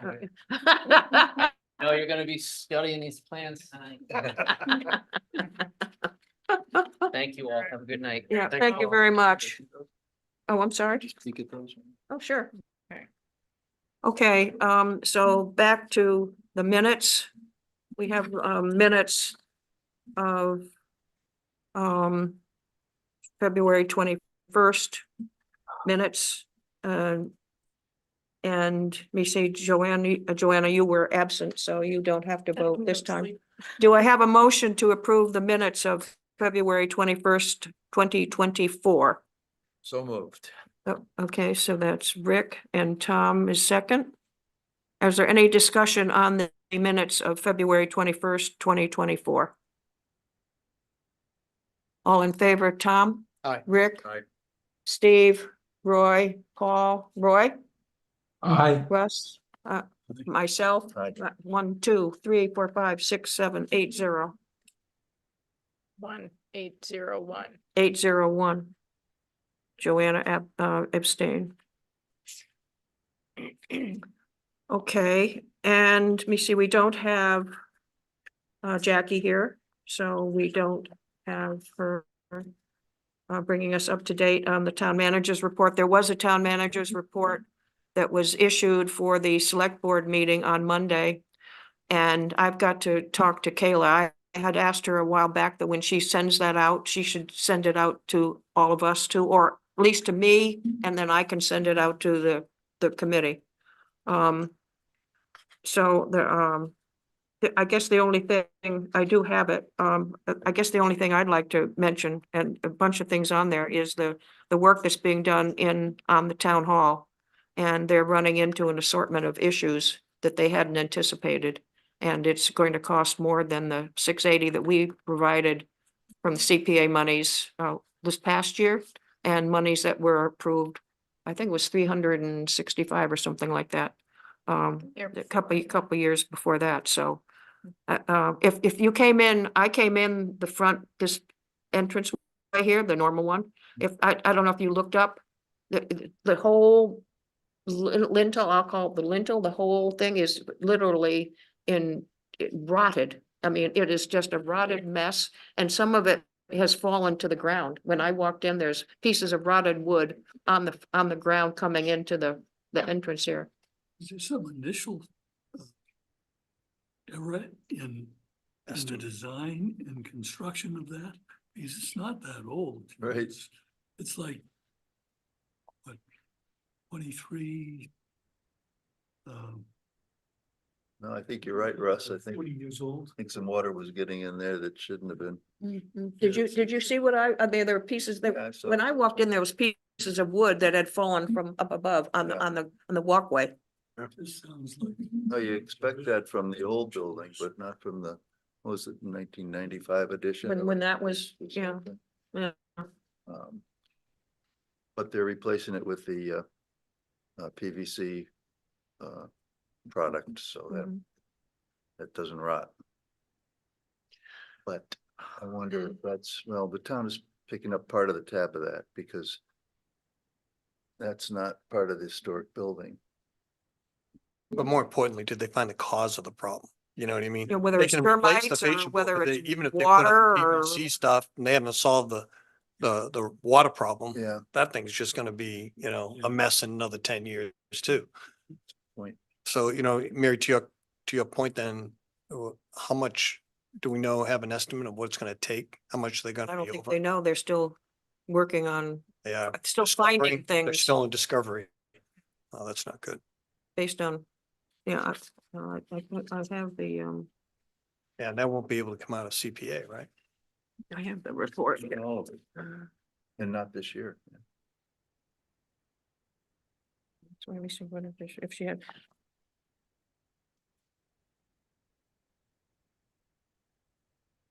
This is what she has in the report, on the town hall. The project is moving along smoothly and is on schedule. However, experiencing some budget overruns. We have uncovered some significant rot in the wood frame. Let me see, these glasses are for further, not a close-up. Wood frame fascia, which I think she mentioned at an earlier meeting, trim, eaves, and over both entrances that have necessitated change orders. That means that they hadn't been anticipated. All the trim work should be completed in the next month, and the mortar repointing and brickwork will be done once we get we get steady temperatures below freezing. The project should be completed by Memorial Day with this historic building complete and the new flag flying. So, and she goes through all some budget. I won't read everything. It's about 1, 2, 3, 4, 5, 6 dot points about issues of change orders and so forth. Does she have prices in there for the change orders? No. But they are getting real change orders with numbers, so next time we meet with Rich and. Well, Jeff, she's they got, should I shouldn't say no, extend. I'm sorry. She's got, there's a 14,000 or not quite 15,000 for just additional cost estimating code compliance.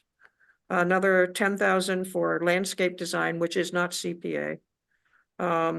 Additional funds for land plantings, that's 40,000. Additional contingency, she estimates at 1,000? 33,000. That's about 100,000. Yeah, that's, yeah. That's, we approved, we the CPA people approved 680 last year. And on top of that, there was an approval of, I think it was 300. We weren't doing any landscaping. No, they're Out of the doing it, original but code? the landscaping isn't covered under CPA. Right. Yeah, but why is there a it change in the order? Project. Maybe, I think a tree, they had to take a tree down and something like that. Yeah. Had to do with. What was I looking for? Oh. The original town hall, yeah, it was originally 600,000 a couple years ago. And then that was reduced to 300,000 because 300,000 of the 6 was for the roof. And then we had a Insurance covered that. bad storm and we had the roof leaked and had a mess. And they ended up doing the roof with insurance. So it didn't come out of CPA funds. So then it was reduced to 300. So we had the 300 from, let me see, what year was that? 321 and 680. And the last information I had, it's going to be over $1 million. The budget for the job was $1,060,000. Yeah, yeah, And I think it looks like we're gonna be about 100,000 over that. yeah. It's no problem. Rich will find it somewhere. We got 26 extra dollars in the budget, right? No, that's one more thing. Harry, do you have any idea which meeting we're gonna be voting on the warrant items? On the warrant itself, well, that was one of the questions I wanted to talk with Rich. The original, we're down for, I know, and we're talking about, looking at the, agenda. I know it says March 6th, but March 6th we have a CPA meeting on March 6th. And that's okay because it is listed as an open meeting. And I know, and I was looking at the schedule, and right now we have, on March 6th, there's an open meeting. Yeah, next so Wednesday. so next Wednesday, what Rich was suggesting that we can have a break. Yeah, yeah. And on the 7th, he's looking to get the school budgets and then he'll be more prepared for the following. Because right now we've got the 13th down for the school budgets. Exactly, so this will give him some time to prepare for that. He's expecting to get something on the 6th? On the Yeah. 7th, Oh, I'm sorry, on the Yeah. 7th. yes. Okay, So we're not going to have. so next week on the Yeah, meeting 6th, on the 6th. no meeting on the 6th for the finance committee. The Community Preservation Committee is scheduled to meet on the 6th. So we'll plan the next finance committee meeting for the 13th, Yes. which is a Wednesday at 4 o'clock. You think they'll have the draft warrant by then? Do you have any idea? Let's see. Because So we'll budget need that in order to vote on the articles. Yeah, yeah. So Rich I- will check for the followings, yeah. meetings for March 20th. Right. And the 25th. On the 25th, you have a joint budget hearing with the select board. And before that, he will double check about the school presentations. But he'll let you know about. Maybe on things. that, what's the one after So right now, the 13th meeting? so 20th, Yes. right? the town meeting is May 6th. 25th is a Okay. joint meeting? So it's still an open date and Oh, Rich will no. double check about, so see, this is. So would you go through that again, Mira? Because, so we're saying March 13th, March- no meeting for the finance committee next Wednesday, which is the 6th.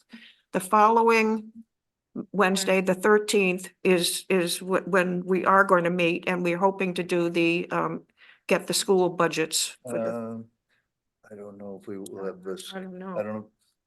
I don't think the schools, I don't know. Well, if at they'll least a come in budget- that a day, but budget Rich will have overview. information. No, Yes, because It's if easy. you were here, you would have done a budget overview. So I think that's what he's looking at for the 13th to do a budget overview, and hopefully he will be having the school budgets as well. And he'll want everything He'll have together. them, but we might not necessarily meet with the school Mhm. superintendent. Yeah, that yeah, day. yeah, I'm not planning on, no, Maybe the day- no. The week after. So I just want to go back a minute. So on here, there is a joint meeting for Monday, March 18th. Is that something that you mentioned something about a joint meeting? What date was that? Yes, he was talking about the 25th. The 25th? Yes, Oh, okay, that's further down. but he will double check on those dates and. Okay, That's because there's fine. also a meeting down here for the warrant, for the finance committee on the March 20th for the warrant article Yes, too, so, so yeah. these are 2 dates, the 20th and the 25th, that he's going to confirm. okay, yeah, okay. And at what point would we be sitting with the superintendent and the head of the school committee? Well, according to the schedule here, that would be. See, that normally that would have been on the 13th, but we won't have the information on the Well, 13th. We might. don't Well, know I what mean- we are. That's. Yeah. I- Well, that I heard- was- I heard somebody at one of the meetings I've been going to saying that they didn't know Yeah, they're gonna be able to make that 13th date. Last year we But did you- as a joint meeting yeah, with the yeah, select we board. had it at the Yeah.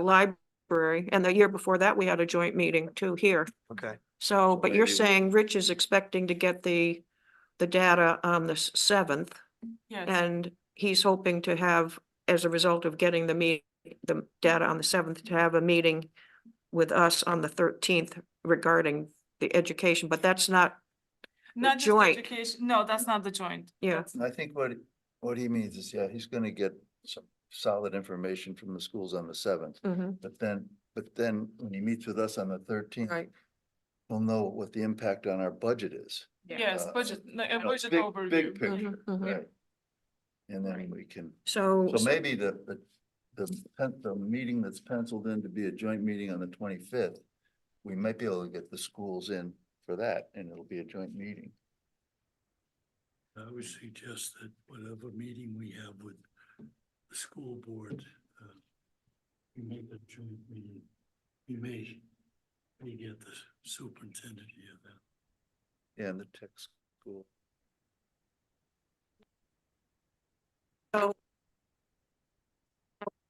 right now, we'll not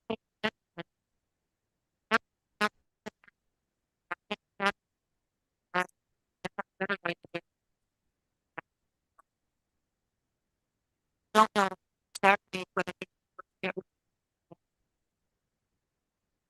how we proceed as a result of that discussion as far as any joint meeting with the various school committees. Correct. Yeah, But we, and, so, and we also will need to have, apart from that meeting, a meeting to vote on the warrant articles. right, and I'm thinking that might be the 20th. If the draft warrant is Yeah, and prepared by that, then, and yeah, it should be, because it's gotta go to the printer on the Yeah. 1st. right, right. So we should pencil that in, and that's. Yeah, what we yeah. Vote on that before we meet with the school representatives. can vote on whatever articles we want. We can just go. Yeah, through we can them do some and perhaps and- not and some if of the we want others. bold it. Makes sense. Okay. Last year you had broke them down in 2 meetings. Mm, Oh, yeah. Last year. Mhm. Yeah, I remember that. Now Yeah. you say that. yeah, Be a good meeting, because I won't be here. that's not a good meeting. That's not a good meeting when you're not Maybe good here. For you, I don't know. All right, again. Oh, boy. Okay, and the other, Love it today. the other question I have is that at the meeting, it's select board meeting on Monday, that the select board agreed to have a warrant article regarding the pesticides. And that was Laura Kelly. I don't know if she gave a presentation a while back to the select board, and they brought it up again at the select board meeting on Monday, and it was, at that meeting, it was determined there would be a warrant article on the pesticide issue. So my question is, would people be interested in having Laura Kelly join us to discuss that, like we had Roberta Longley here today on the stretch, not the stretch, but the Climate Action Committee? I've heard her multiple times. Yeah, yeah, but Yeah, I mean, Number 7. she did do a whole presentation to the select board, not this last meeting, but Yeah. previously. right, right. And if people wanna. it's Watch that available- meeting. I think if you available reviewed that, Online, yeah. Yeah. She went into depth, so. Are people don't know. comfortable with doing online review versus having Laura join us? Okay. All righty. I printed, Um. I circled the word significant. Okay, is there anything else that anybody needs to bring up under anything? I'll just mention the, Oh, the I've been going to a lot of school committee meetings, and so Mary, there's a couple of big ones coming up this coming oh, week. yes, I have that list here. Tomorrow night, there's a school committee meeting, and it's at the middle school, I believe, but it's also available to remotely, to Zoom.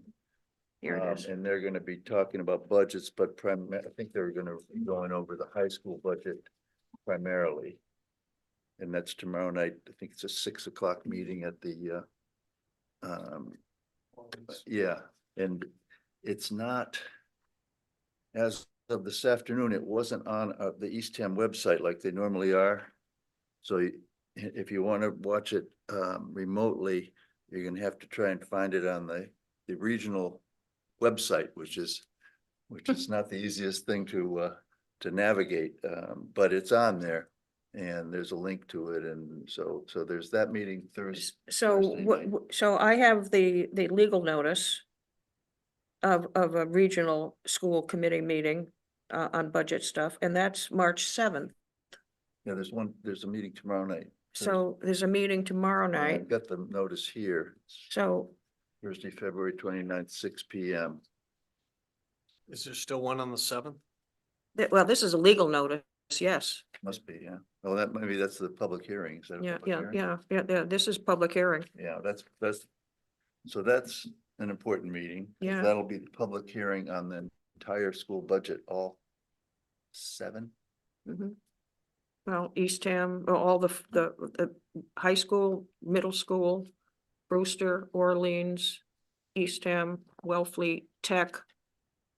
The tech doesn't have anything to do with the region. No, I'm just But, thinking of all the, Yeah, the the different- elementary schools and yeah, the yeah, central office. 5, 6, 7, yeah. So that's another one. And then next Monday is a meeting of the Budget and Finance Subcommittee. And a couple members of that, we've been trying to get them to come to our meeting. They're really encouraging us to go to that meeting, those of us who are interested. They're going to be talking, I guess the main subject is going to be the region-only budget, the so-called region-only budget, which is a big driver of the overall budget, cost driver. So that's at 3:30. That's in person at the central office. And that's next Monday, which is Coming one, Monday. that's the 1, 2, 3, March 4th. March 4th, yeah. And Mary and I went to the one this past week, and I thought that was pretty interesting meeting and useful that we went, didn't you? I mean, to see how the operation works. And I think they realize that their budgets are too high, and I think they realize that they should be doing something about reducing it. But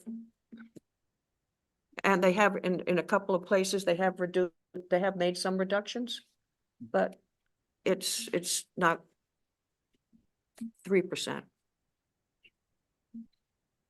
I don't know. 3%. Used to be 2.5%. Well, they were hoping for 3%. I believe they were hoping for the towns were hoping for 3%, and that's not going to happen, I don't think. Anyway, okay, so we're down to adjourning. Mary, Oh, Roy? Mary? Yeah, may I Yes. ask a question in terms of process? When do we act on what Roberta presented this evening? Do we wait until March 20th when we look at the articles, individual articles? Yes. Okay, When we review the warrant, right. it'll be an article in the warrant. Okay, thank you. Mhm. I'm sorry, so back to the adjourning, it was, you made a motion, Russ? Second, two. Do I have a second on the adjourning? And that's Joanna. All in favor of adjourning, 1,